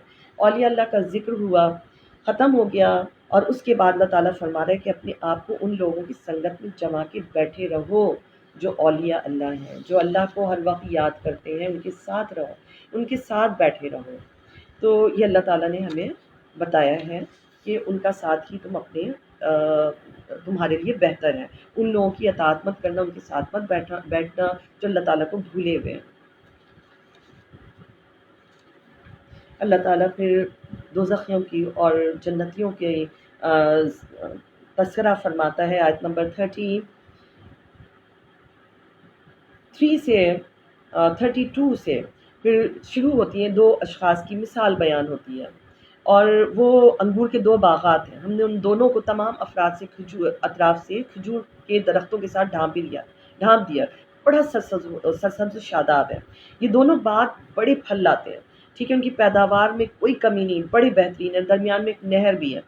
اچھا، اس شخص کے پاس آیت نمبر 34 میں آ رہا ہے، اس شخص کے پاس بہت سے پھل یعنی بہت سے وسائل تھے، تو اس نے اپنے ساتھی سے کیا کہا، وہ اپنا تبادلہ خیال کر رہا تھا، اس نے کہا کہ میں تجھ سے مال و دولت میں کہیں زیادہ ہوں، قبیلہ و خاندان بھی میرا بڑا اونچا ہے اور بڑا باعزت ہوں۔ اور آیت نمبر 35 میں وہ اس کو لے کر اپنے باغ میں کس طرح داخل ہوا، تکبر کی صورت میں، یہ کہ میں تو بڑا اونچا ہوں، میرے پاس تو ہر چیز کی فراوانی ہے، اور اس نے اپنی جان پر ظلم کرتے ہوئے کہا کیا کہ میں گمان ہی نہیں کرتا کہ باغ کبھی تباہ ہوگا، اور نہ ہی گمان کرتا ہوں کہ اگر کہ قیامت قائم ہوگی، اور اگر میں اپنی رب کی طرف لوٹایا بھی گیا تو اس سے بہتر ہی پاؤں گا۔ اس کی تکبر تھا، اس کی اکڑ تھی۔ اس کے ساتھی نے اس کو کہا، اس سے کہا کہ تو نے اپنا اس رب کا انکار کر دیا جس نے تجھے یہ سارا عطا کیا ہے، اور اس نے تجھے بھی مٹی سے بنایا ہے، اور تم اس کے باوجود اس کا انکار کرتے ہو۔ تو اور اس نے پھر آیت نمبر 39 میں کیا اللہ تعالیٰ فرماتا ہے کہ جب اپنے باغ میں داخل ہوا تو اس نے نہیں کہا ماشاء اللہ لا حول ولا قوت الا باللہ، ماشاء اللہ لا قوت الا باللہ، کہ جو ہوتا ہے اللہ ہی کی طرف سے ہوتا ہے، کسی کو کچھ طاقت نہیں مگر اللہ کے علاوہ کسی کو کوئی طاقت نہیں۔ تو اگر تم مجھے مال اور اولاد میں کمتر دیکھتے ہو تو اس سے کیا ہو گیا، اللہ تعالیٰ ہی کی تو دین ہے نا، تو کچھ بعید نہیں کہ میرا رب مجھے تیرے باغ سے بہتر باغ عطا فرما دے، اور تمہارے اور آسمان سے کوئی عذاب بھی اس لیے چٹیل میدان کر دیا، اور ہوا بھی یہی۔ اس تکبر کے باعث آیت نمبر 42 میں اس کے سارے پھل تباہی نے گھیر لیے، ٹھیک ہے، صبح کو اس کی تمام باغ پر جو خرچ کیا تھا اس نے، وہ سب تباہ ہو گیا، کفِ افسوس ملتا رہ گیا، اور باغ اپنے چھپروں پر گرا پڑا تھا، اور اب وہ کہہ رہا تھا کہ کاش میں نے اپنے رب کے ساتھ کسی کو شریک نہ کیا ہوتا، تو اپنے اوپر گھمنڈ نہ کیا ہوتا، تکبر نہ کیا ہوتا۔ تو یہاں اللہ تعالیٰ فرما رہا ہے کہ دیکھو تکبر نہ کرو، گھمنڈ نہ کرو، ورنہ تم کہیں کے نہیں رہو گے۔ اور مال اور اولاد آیت نمبر 46 میں آ رہا ہے کہ یہ تو صرف دنیاوی زندگی کی زینت ہے، اور باقی رہنے والی تو صرف نیکیاں ہیں، اور قیامت کا دن ہوگا جب پہاڑوں کو اللہ تعالیٰ ریزہ ریزہ کر کے چلا دے گا، اور سب لوگ آیت نمبر 48 میں آ رہے ہیں قطار در قطار پیش کیے جائیں گے، ان سے کہا جائے گا آج ہمارے پاس ایسے ہی آئے ہو جیسے ہم نے پہلی مرتبہ تمہیں پیدا کیا تھا، نامہ اعمال دکھایا جائے گا۔ آیت نمبر 50 میں پھر فرشتوں کا ذکر ہے، آدم علیہ السلام کو سجدہ کرو، سجدہ تعظیمی کرو، سوائے ابلیس کے سب نے سجدہ کیا، اور پھر اللہ تعالیٰ بار بار حضرت آدم علیہ السلام کا اور فرشتوں کے سجدے کا، تعظیمی سجدے کا، اور ابلیس کے سجدہ نہ کرنے کا ذکر فرماتا ہے۔ آیت نمبر 54 میں پھر اللہ تعالیٰ یہی فرماتے ہیں کہ ہم یہ قرآن جو ہے نا، اس میں ہم لوگوں کے لیے مثالیں انداز بدل بدل کر بیان فرماتے ہیں۔ آیت نمبر 54 ہے، 54 تو یہی ہو گئی، انداز بدل بدل کر بیان کرتے ہیں۔ آیت نمبر 60 آپ دیکھیں کہ اور وہ واقعہ بھی یاد کیجیے، حضرت موسیٰ علیہ السلام کا ذوالقرنین حضرت خضر علیہ السلام کے ساتھ جو واقعہ ہے اس کا ذکر ہو رہا ہے، کہ وہ واقعہ بھی یاد کیجیے کہ جب ہم نے موسیٰ علیہ السلام کو اور ان کے خادم یوشع بن نون علیہ السلام، جو ان کی وفات مبارک کے بعد وہاں کے پیغمبر بنے، تو ان کے ساتھ جب وہ نکلے اور انہوں نے مچھلی پکا کے تیار کی ہوئی تھی، اور جب وہ دریاؤں کے سنگم پر پہنچ گئے، جو انہوں نے بتایا ہوتا کہ وہاں ہی ملاقات ہونی ہے حضرت خضر علیہ السلام سے، اہل علم سے، مجمع البحرین جہاں دو دریا مل رہے ہوں گے، تو جب انہوں نے وہاں پر دونوں پہنچے اپنی مچھلی بھول گئے اور آگے چلے گئے۔ اب آگے بڑھ گئے تو آیت نمبر 62 میں آ رہا ہے کہ حضرت موسیٰ علیہ السلام نے فرمایا کہ بھئی ہمارا کھانا تو لاؤ۔ انہوں نے فرمایا کہ وہ شیطان نے مجھے یہ بات بھلا دی کہ وہاں پر جب ہم رکے تھے تو وہاں پر جہاں پر دو دریا مل گئے تھے وہاں پر مچھلی زندہ ہو گئی تھی اور وہ سرنگ بناتی ہوئی دریا میں چلی گئی، اور یہ بات میں بھول گیا، آپ سے میں بتانا ہی بھول گیا۔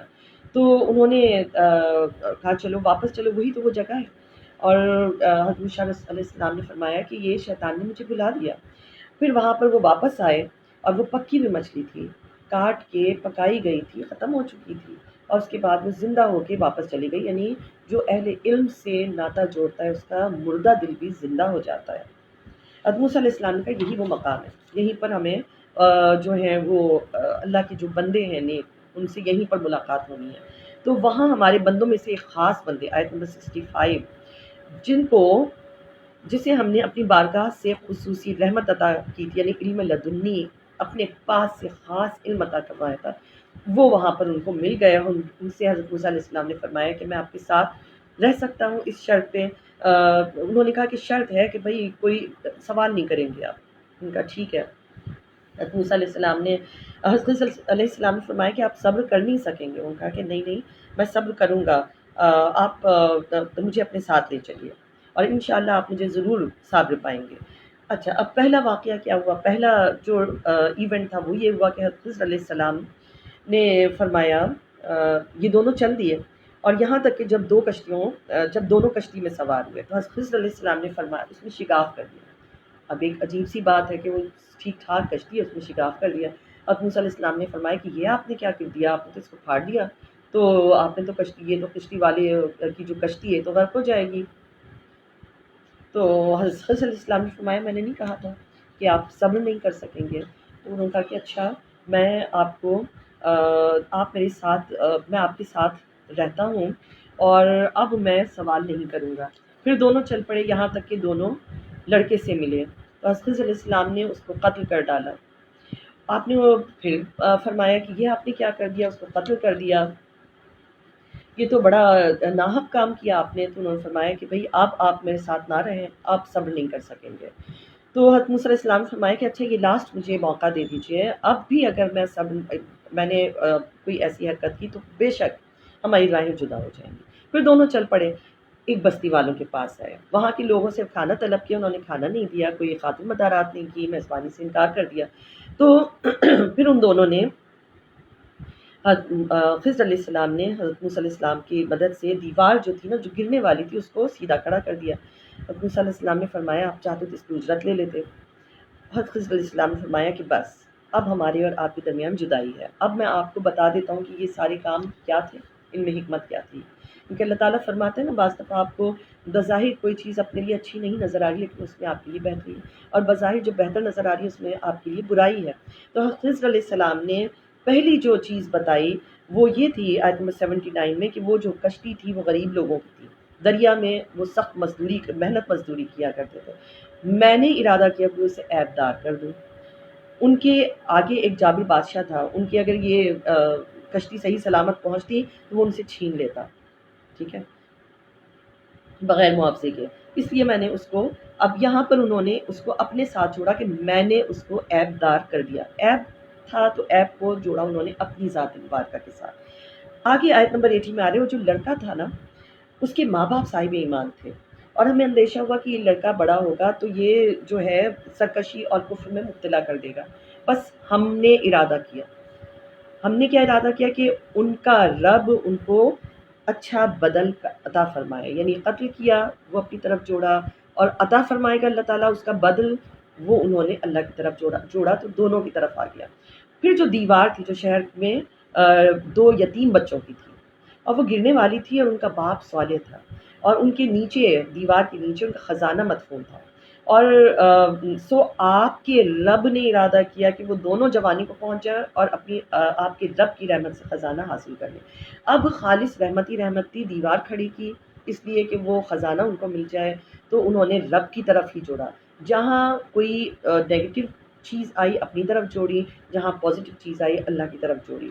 تو اچھا، یہاں پر صالح شخص تھا، کہتے ہیں کہ اگر آپ کے آباء و اجداد میں کوئی صالح شخص ہو، نیک ہو، ولی ہو، تو ساتھ ساتھ پشتوں تک اس کا جو ہے اثر چلتا ہے۔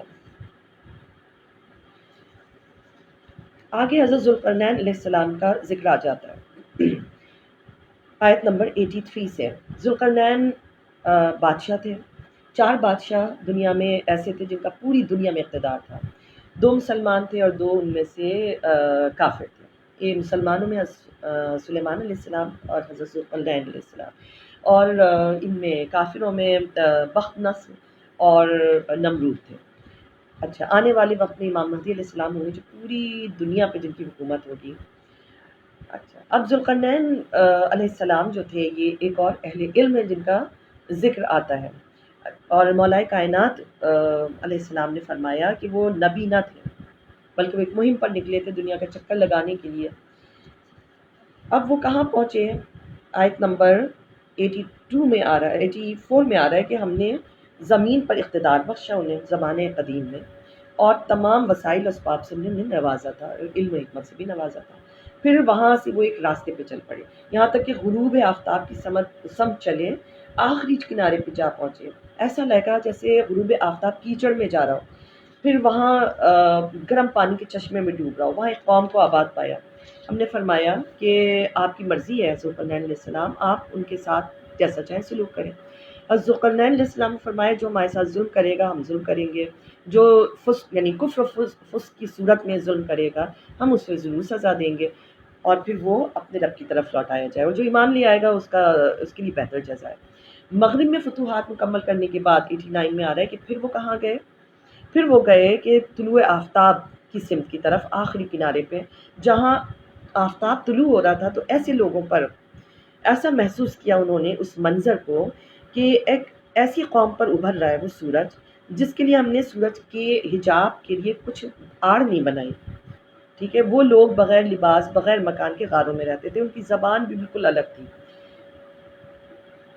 اچھا، واقعہ اسی طرح سے ہے، اور جو کچھ اس کے پاس تھا ہم نے اپنے علم سے اس کا احاطہ کیا ہے، آیت نمبر 91 میں۔ آیت نمبر 94 میں یہ آ رہا ہے کہ مشرق میں فتوحات مکمل کر لیں، ان کے بعد ایک اور راستے پر چل پڑے۔ آیت نمبر 93 پہ ہے کہ وہ 2 پہاڑوں کے درمیان والی جگہ پر پہنچ گئے، اور ان پہاڑوں کے پیچھے ایک ایسی قوم کو پایا جو بات نہیں سمجھ سکتے تھے۔ انہوں نے کہا اے ذوالقرنین، اب اشاروں سے کسی بھی طرح انہوں نے اپنا میسج ان کو دیا کہ یہ جو ہے یاجوج ماجوج، آیت نمبر 94 ہے، انہوں نے زمین میں فساد برپا کیا ہوا ہے، تو کیا آپ اس شرط پر کچھ مال مقرر کر دیں گے کہ آپ ہمارے اور ان کے درمیان ایک جو ہے نا بلند دیوار بنا دیں؟ تو ذوالقرنین علیہ السلام نے فرمایا میرے رب نے مجھے بہت کچھ دیا ہے، بڑا اختیار دیا ہے، تم اپنے زور بازو سے میری مدد کرو، وسائل میرے پاس بہت ہیں۔ انہوں نے کیا کیا؟ انہوں نے فرمایا کہ میں ایک مضبوط دیوار بنا دوں گا، تم مجھے لوہے کے بڑے بڑے ٹکڑے لا کر دو، یہاں تک کہ جب وہ لوہے کے ٹکڑے جو ہیں دونوں چوٹیوں کے درمیان برابر کر دیے گئے تو کہنے لگے اب آگ لگا کر اس کو اچھی طرح تپا دو، دھو اور آگ بن جائے، جب یہ بالکل آگ ہو جائے نا تو پھر سیسا پگھلایا ہوا، تانبا پگھلایا ہوا لے کر آؤ، وہ اس پر ڈلے گا۔ پھر یاجوج ماجوج میں اتنی طاقت نہ تھی کہ اس پر چڑھ سکیں، اور نہ ہی قدرت پا سکتے ہیں کہ اس پہ سوراخ کریں، اور یاجوج ماجوج جو ہیں وہ قیامت کے آخر میں ابل پڑیں گے، اور روزانہ اس دیوار کو وہ گرانے کی کوشش کرتے ہیں، اور بغیر انشاءاللہ کہے وہ واپس ہو جاتی ہے، باقی کل کریں گے، اور جس دن وہ انشاءاللہ کہہ دیں گے وہ دیوار اتنی ہی پائیں گے جتنی انہوں نے کھودی تھی، اور اس سے پہلے ان کی دیوار واپس اسی طرح ری بلڈ ہو جائے گی جتنی انہوں نے توڑی ہوتی ہے۔ تو قیامت کے نزدیک میں جب اللہ تعالیٰ چاہے گا تو یہ نکل آئیں گے، اور پھر یہ سب کچھ کھا جائیں گے، اور پوری زمین پہ ان کا ایک فتنہ پھیلے گا۔ آیت نمبر 98 میں حضرت ذوالقرنین علیہ السلام نے کہا یہ میرے رب کی جانب سے رحمت ہے، اس کو انہوں نے اپنے رب کی جانب سے رحمت قرار دیا کہ جو کچھ میں نے کیا میری رب کی طرف سے محنت ہے۔ اور جب میرے رب کا وعدہ آئے گا قیامت کا تو کیا ہوگا، اس دیوار کو وہ ہموار کر دے گا، اور میرے رب کا وعدہ برحق ہے۔ یعنی سوچیں کتنے بڑے اہل علم تھے، ساری چیزیں انہیں پتہ تھی کہ یہ قیامت کے قریب میں کھلیں گے اور اللہ تعالیٰ ان کے لیے ہموار کر دے گا۔ ہم اس وقت 99 یاجوج ماجوج اور جو بھی ہیں آزاد کر دیں گے، اور وہ ایک دوسرے میں گھس جائیں گے، یعنی وہ اس طرح تہلکہ مچاتے ہوئے آئیں گے، ہر بلندی پر سے اترتے ہوئے آتے چلے جائیں گے، جو کچھ ہوگا کھاتے چلے جائیں گے، کیڑے مکوڑے سانپ بچھو سب۔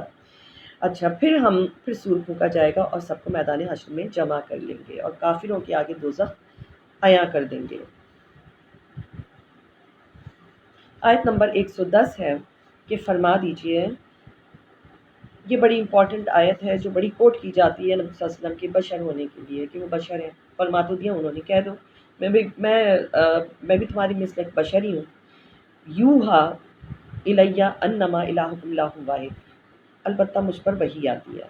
اس کا مطلب یہ ہے کہ کہہ دیجئے کہ میں تو صرف بظاہر دکھنے میں تمہاری مثل لگتا ہوں، لیکن مجھ پر وحی آتی ہے۔ تمہاری اور میری مناسبت ہی کیا ہے، مجھ پر تو وحی آتی ہے، تم پر تو وحی نہیں آتی، تو میں کہاں تمہاری مثل ایک بشر ہو سکتا ہوں؟ میرا اور تمہارا کیا موازنہ، ہاں ایک بشر کی صورت ہے۔ اللہ تعالیٰ فرماتا ہے پیچھے کہ اگر ہم فرشتوں کو بھی اتارتے تو وہ انسان ہی کی صورت میں بنا کر اتارتے، تو ان کو اللہ تعالیٰ نے بشر بھی بنایا ہے، لیکن ہم آپ کی طرح کے بشر نہیں ہیں، سید البشر ہیں، ان کی بشریت کی مٹی بھی نورانی ہے جس سے ان کو تخلیق کیا گیا۔ سورہ مریم میں اللہ تعالیٰ اپنا جو آیتیں اسٹارٹ کر رہا ہے وہ کا، ہا، یا، عین، صاد، حروف مقطعات سے اسٹارٹ ہو رہا ہے، اور اللہ اور اس کے رسول صلی اللہ علیہ وسلم بھی بہتر جانتے ہیں کہ اس کے پیچھے کیا حکمت ہے، اس کے کیا معنی ہے۔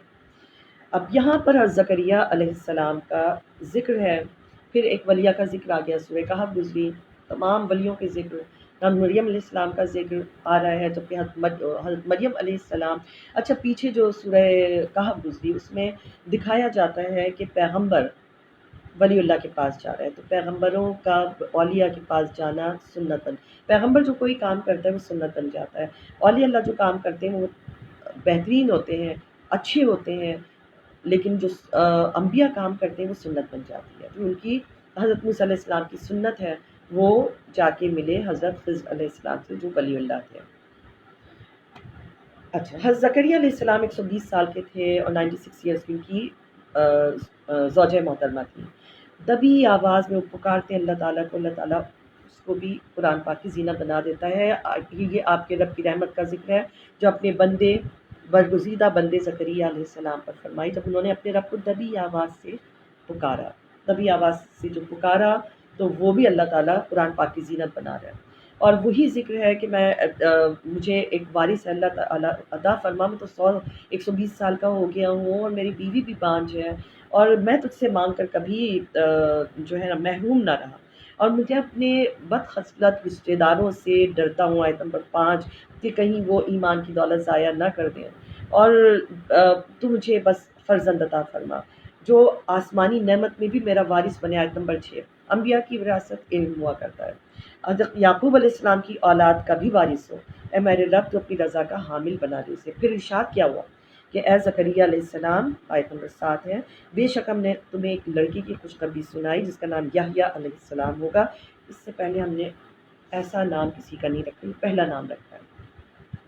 انہوں نے پھر وہی کویشچن کیا کہ ایسا کیسے ہو سکتا ہے، میں اتنا بوڑھا ہوں، میری بیوی جو ہے وہ بانجھ ہے، اور فرمایا تعجب نہ کرو ایسا ہی ہوگا، اور فرمایا نشانی مقرر فرما، تو فرمایا کہ نشانی ہے کہ تم بالکل تندرست ہونے کے باوجود 3 رات 3 دن لوگوں سے کلام نہیں کر سکو گے۔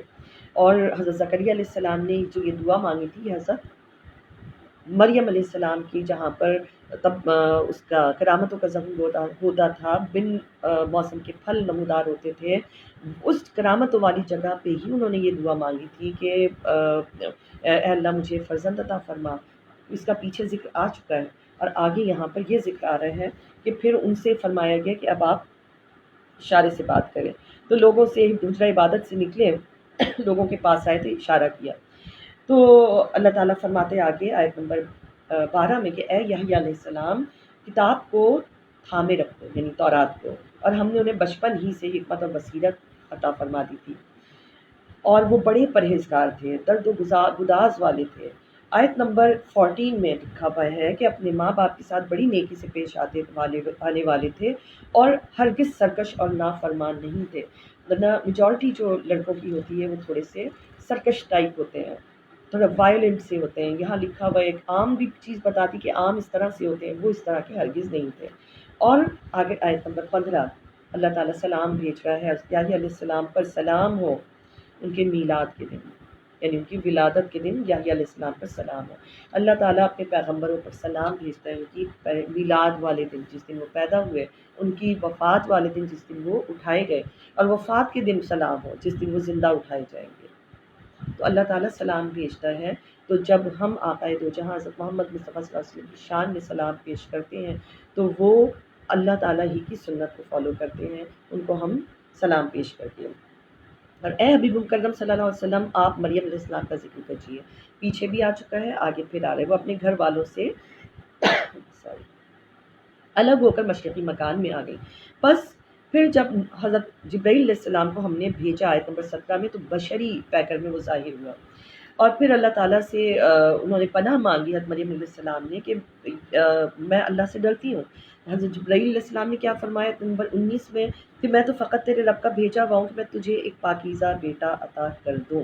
اب یہاں پر سب کو یہ پتہ ہے کہ اگر حضرت جبرائیل علیہ السلام یہ فرما رہے ہیں کہ میں عطا کر دوں، تو اس کے معنی یہ نہیں ہے کہ وہی عطا کریں گے، معنی یہی ہے کہ قدرت اللہ ہی کی ہوگی، عطا کرنے والا اللہ ہی کی ذات ہے، اور ان کے تھرو اللہ تعالیٰ جو ہے میسج بھجوا رہا ہے۔ لیکن یہاں بولا یہی کیا ہے کہ لِأَهَبَ لَكِ غُلَامًا زَكِيًّا، کہ میں تمہیں ایک پاکیزہ بیٹا عطا کر دوں۔ بالکل اسی طرح جیسے جب وہ پیچھے بھی ذکر آ چکا ہے کہ جب اولیاء اللہ کے نام پہ کوئی قربانی ہوتی ہے تو لوگ اس کو کہتے ہیں کہ حرام ہے کیونکہ غیر اللہ کا نام لے لیا گیا، غیر اللہ کی قربانی ہے، تو لفظوں کو پکڑنے کا فائدہ نہیں ہے۔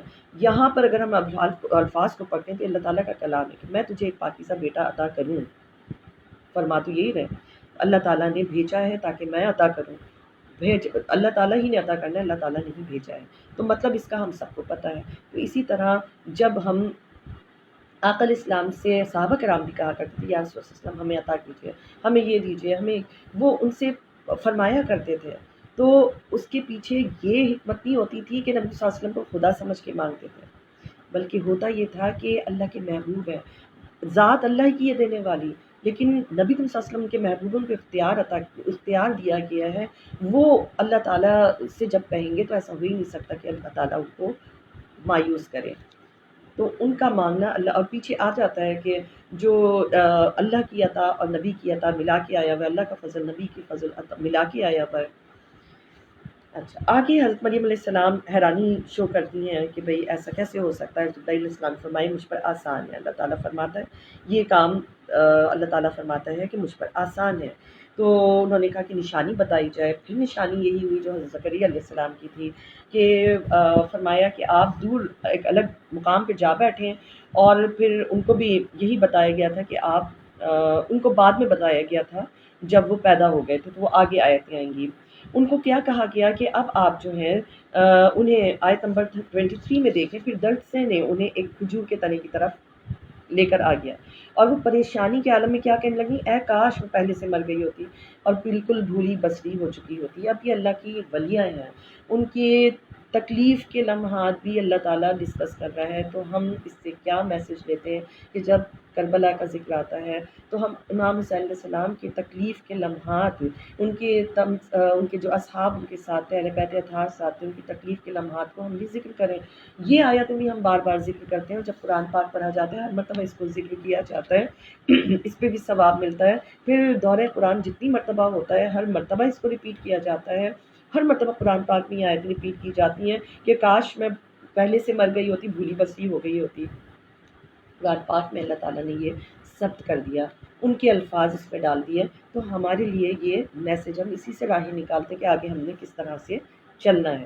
پھر ان کے نیچے کی جانب سے انہیں آواز دی، یا حضرت جبرائیل علیہ السلام نے یا عیسیٰ علیہ السلام نے خود، کہ رنجیدہ نہ ہو، بے شک تمہارے رب نے تمہارے نیچے چشمہ جاری کر دیا ہے، اور ایک عظیم المرتبہ انسان کو پیدا کر دیا اللہ تعالیٰ نے۔ کھجور کے تنے کو اپنی طرف ہلاؤ، تم پر تازی پکی ہوئی کھجوریں گرا دے گا۔ آیت نمبر 25۔ آیت نمبر 26، تو تم کھاؤ اور پیو اور آنکھیں ٹھنڈی کرو، اپنے حسین و جمیل فرزند کو دیکھ کر آنکھیں ٹھنڈی کرو۔ پھر اگر تم کسی بھی انسان کو دیکھو تو اشارے سے کہہ دینا کہ 3 دن میں نے اللہ کے لیے خاموشی کا روزہ رکھا ہوا ہے، نظر مانی بھی ہے، روزے کی نظر مانی بھی ہے۔ تو آج میں قطعاً کسی سے گفتگو نہیں کروں گی۔ یہاں 3 دن کا ذکر نہیں آ رہا، بس یہ آ رہا ہے کہ میں نے خاموشی کے روزے کی نظر مانی بھی ہے، میں آج کسی انسان سے قطعاً گفتگو نہیں کروں گی۔ پھر وہ اس قوم میں اپنے بچے کو گود میں اٹھائے لائیں تو وہ ان کو برا بھلا کہنے لگے کہ نہ تمہارے باپ ایسا تھا اور نہ تمہاری بہن اور نہ تمہاری ماں، تم کس لائن پہ ہو؟ تو ان چیزوں نے ان کو بڑا آزردہ خاطر کیا۔ لیکن آیت نمبر 29 میں اللہ تعالیٰ فرماتا ہے کہ حضرت مریم علیہ السلام نے بچے کی طرف اشارہ کیا، انہوں نے کہا کہ یہ کیا کہے گا، ہم اس سے کیسے بات کریں، تو ابھی جھولے میں۔ آیت نمبر 30 میں آتا ہے بچہ خود بول پڑا۔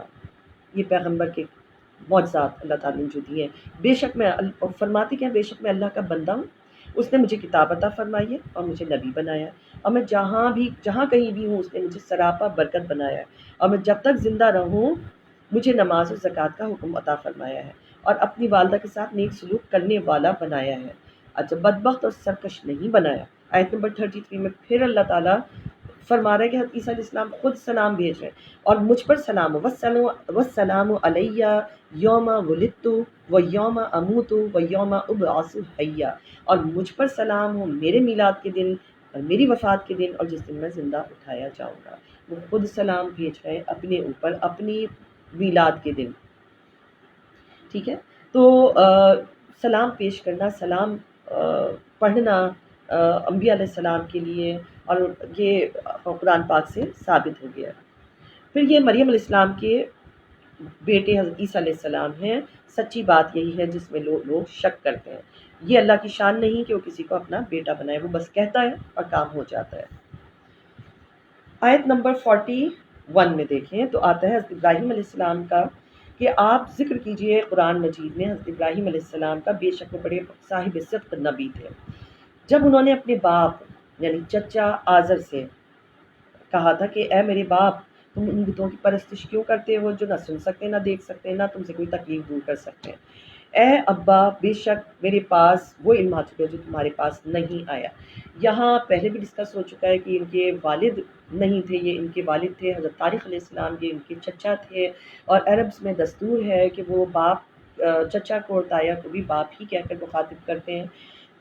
تو اسی طرح وہ اس رشتے سے ان کو باپ کہہ کے یہاں پکارتے ہیں، لیکن نبی صلی اللہ علیہ وسلم کے پورے شجرہ مطہرہ میں کوئی مشرک نہیں ہے، نہ کوئی مشرک ہے نہ کوئی مشرکہ ہے۔ پھر انہوں نے اس کو بتایا کہ دیکھو پرستش نہ کیا کرو آپ کی، اور آزر نے کیا کہا کہ تم جو ہو مجھے میرے معبودوں سے جو ہے وہ بیزار کرنا چاہتے ہو اور میں تمہیں سنسار کر دوں گا۔ آیت نمبر 47 میں آتا ہے کہ قال سلام علیکہ، تمہیں سلام، میں اب بھی تمہارے لیے بخشش مانگوں گا۔ یہ پیچھے بھی آ چکا ہے کہ انہوں نے ان سے یہ بات کر لی تھی، لیکن بعد میں یہ آیت آئی کہ جو مشرک ہیں ان کے لیے آپ استغفار نہ کریں۔ آیت نمبر 49 میں آ رہا ہے، پھر جب ابراہیم علیہ السلام ان لوگوں سے الگ ہو گئے بتوں کی پرستش کی وجہ سے، تو وہ بالکل ہم نے ان کو کیا عطا کیا، حضرت اسحاق علیہ السلام، یعقوب علیہ السلام ان کو عطا کیا، رحمت خاص ان کو بخشی۔ پھر آ جاتا ہے حضرت آیت نمبر 51 میں، موسیٰ علیہ السلام کا ذکر کیجیے، وہ بھی صاحب رسالت نبی تھے، اور ہم نے ان کو کوہ طور کی داہنی جانب سے ندا دی اور ہم نے ان سے باتیں کی، قربت خاص سے نوازا۔ پھر حضرت ہارون علیہ السلام کو ان کا بھائی بنا کر ان کا مددگار بنایا۔ پھر حضرت اسماعیل علیہ السلام کا ذکر کیجیے، آیت نمبر 54، کہ وہ بھی صاحب رسالت نبی تھے، وہ بھی سچے تھے۔ آیت نمبر 55 میں وہ اپنے گھر والوں کو نماز اور زکوٰۃ کا حکم دیتے تھے، ان کا رب ان سے راضی تھا۔ آیت نمبر 56، اس کتاب میں ادریس علیہ السلام کا ذکر کیجیے، بے شک وہ بڑے صاحب صدق نبی تھے۔ آیت نمبر 57 میں کیا آ رہا ہے، ہم نے انہیں بلند مقام پر اٹھا لیا۔ حضرت ادریس علیہ السلام کو اٹھا لیا گیا تھا، اور کس طرح اٹھا لیا گیا تھا؟ حضرت ادریس علیہ السلام کا نام جو تھا نا، وہ اخنو تھا، ٹھیک ہے، اور بہت زیادہ درس و تدریس کی وجہ سے ان پہ بہت زیادہ صحیفے نازل ہوئے، وہ درس کی وجہ سے ان کو ان کا ادریس کہا جانے لگا۔ شیس علیہ السلام کے بیٹے حضرت آدم علیہ السلام کے بیٹے حضرت شیس علیہ السلام، اور ان کے بیٹے حضرت ادریس علیہ السلام۔ تو آپ نے سب سے پہلے قلم سے لکھنا شروع کیا، کپڑے سیے آپ نے سب سے پہلے، سلے ہوئے کپڑوں کا استعمال بھی آپ نے سب سے پہلے شروع کیا۔ اس سے پہلے لوگ کھالے پہنتے تھے، سب سے پہلے ہتھیار بنانے والے بھی آپ ہی ہیں، اور ناپ تول کے ترازو اور پیمانے قائم کرنے والے بھی آپ ہی ہیں سب سے پہلے، علم نجوم اور حساب میں نظر فرمانے والے بھی آپ ہی ہیں، اور اللہ نے آپ پر 30 صحیفے اور کتاب الہیہ کی کثرت نازل فرمائی۔ اچھا، اب ملک الموت سے آپ کی ملاقات ہوئی، ان کے ساتھ آپ نے گھر میں کھانا پیش کیا، وہ نہیں کھایا، تو آگے گئے کہنے چلیں باہر چلتے ہیں۔ باہر گئے تو وہاں راستے میں کوئی کھیت ویت تھے، ان کا آؤ اس میں سے توڑ کر کھائیں، ان کا کہ حیرت ہے، گھر میں جو حلال کھانا تھا وہ آپ کھا نہیں تھے، کسی اور کی کھیت سے توڑ کر کھا رہے ہیں۔ پھر آگے گئے بکری نظر آئی، کہ نہیں اس کو کاٹ کے کھائے کرنی، گھر میں حلال کھانا تھا وہ آپ کھا نہیں رہے تھے، یہ اس طرح سے کسی کی بھی بکری ہم کیسے کاٹ کے کھا لیں۔ پھر انہیں شک ہوا، ان کا کہ آپ انسان ہی ہیں؟ انہوں نے فرمایا کہ میں ملک الموت ہوں۔ تو انہوں نے کہا اچھا، اگر آپ ملک الموت ہیں تو آپ ایسا کریں کہ روح قبض کر کے دکھائیں، میں بھی دیکھوں کیسی تکلیف ہوتی ہے۔ تو انہوں نے ٹھیک ہے، انہوں نے اللہ کے حکم سے ان کی روح قبض کی اور واپس وہ زندہ کر دیا۔ انہوں نے فرمایا کہ اچھا اب مجھے جو ہے جہنم کے اوپر سے بھی گزار کے دکھائیں۔ وہ انہوں نے اللہ تعالیٰ سے بات کی، اللہ تعالیٰ نے فرمایا ٹھیک ہے، جہنم پر سے بھی گزار دیے گئے۔ پھر ان کا جنت بھی دیکھ لی ہے، جنت میں بھی چلے گئے۔ اب جنت میں وہ انتظار کر رہے ہیں، جنت سے باہر نکلنے سے انہوں نے منع فرما دیا۔ اب اللہ تعالیٰ سے حضرت اسرائیل علیہ السلام نے فرمایا کہ اللہ تعالیٰ یہ تو باہر نکل ہی نہیں رہے۔ اللہ تعالیٰ نے فرمایا کہ کل نفس ذائقۃ الموت، کہ ان سے جا کے پوچھو، تو ان سے پوچھا، انہوں نے کہا کہ دیکھو کل نفس ذائقۃ الموت، ہر نفس نے موت کا ذائقہ چکھنا ہے، تو وہ میں نے چکھ لیا۔ پھر ہر شخص نے جہنم کے اوپر سے گزرنا ہے، وہ بھی گزر لیا۔ پھر ہر ایک نے یعنی جنتی جو ہیں وہ جنت میں جب جائیں گے تو جنت سے نکالے تو نہیں جائیں گے، تو میں تو یہاں سے نہیں نکل رہا۔ اللہ تعالیٰ نے ملک الموت کو وہی بھیجی کہ انہوں نے سب کچھ میرے ہی اذن سے کیا ہے، انہیں چھوڑ دو، اور اب یہ جنت ہی میں رہیں گے۔ اور جب معراج شریف ہوئی تو چوتھے آسمان پر ہی آئی تھنک یہ ان کی ملاقات، آقا علیہ السلام کی ملاقات ہوئی حضرت ادریس علیہ السلام پہ۔ آگے آیت نمبر 58 میں اللہ تعالیٰ ان تمام انبیاء کا ذکر فرماتا ہے کہ یہ سب جو ہے نا حضرت آدم علیہ السلام، یہ جن پر ہم نے انعام فرمایا ہے، آدم علیہ السلام ہی کی اولاد میں سے ہیں، اور ان کو ہم نے کہیں کشتی میں سے بچا لیا، یہاں ڈفرینٹ طریقوں سے ہم نے ان کو بچا بچا کے جو ہے برگزیدہ بنایا، ہدایت یافتہ بنایا۔ آیت نمبر 64 میں دیکھیں کہ جنت میں وہ کوئی بیہودہ بات نہیں سنیں گے، بس سلام ہی سلام ہوگا ہر طرف ان کے لیے، اس میں صبح شام رزق میسر ہوگا۔ یہ جنت ہے جس کا ہم نے اپنے بندوں سے جس کا ہم ان بندوں کو وارث بنائیں گے جو متقی ہوں گے۔ آیت نمبر 64، اور حضرت جبرائیل علیہ السلام سے اللہ تعالیٰ نے فرمایا میرے حکم سے حبیب حضرت محمد صلی اللہ علیہ وسلم سے کہو کہ ہم آپ کے رب کے حکم سے کے بغیر نہیں اتر سکتے زمین پر، جو کچھ ہمارے آگے ہے، جو کچھ پیچھے ہے، جو کچھ اس کے درمیان ہے، سب اسی رب کا ہے، اور آپ کا رب آپ کو کبھی بھولنے والا نہیں ہے۔ آقا علیہ السلام نے حضرت جبرائیل علیہ السلام سے فرمایا، بخاری شریف میں ہے کہ آپ جتنا ہمارے پاس آتے ہیں اس سے زیادہ کیوں نہیں آتے، ہم جتنا آتے ہیں اس کے علاوہ کیوں نہیں آتے۔ یہ آیت نازل ہوئی کہ اللہ تعالیٰ آپ کو بھولنے والا نہیں ہے، ہمیں آپ کی خدمت میں ہی بھیجتا ہے، اور جب وہ چاہتا ہے اس کے اذن سے ہم آتے ہیں۔ آیت نمبر 69، اور پھر ہم ہر گروہ سے ایسے شخص کو ضرور چن نکالیں گے جو ان میں خدائے رحمان پر سب سے زیادہ نافرمان اور سرکش ہوگا۔ یعنی سرکش کا ذکر ہے کہ جو سب سے زیادہ سرکش ہوں گے وہ سب سے پہلے جہنم کی زینت بنیں گے۔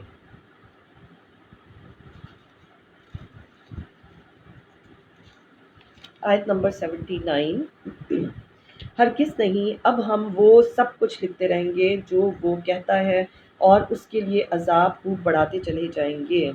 اس سے پیچھے جو ہے آیتوں سے کفر کرنے والوں کا ذکر آ رہا ہے۔ آیت نمبر 78 میں آتا ہے کہ وہ غیب پر مطلع ہے یا اس نے خدائے رحمان سے کوئی عہد لے رکھا ہے۔ جو ہماری آیتوں سے کفر کرتے ہیں اللہ تعالیٰ ان کے لیے فرما رہا ہے کہ وہ نہیں، ہم سب کچھ لکھتے رہیں گے، اور جب ان کے عذاب ہم بڑھاتے ہی چلے جائیں گے۔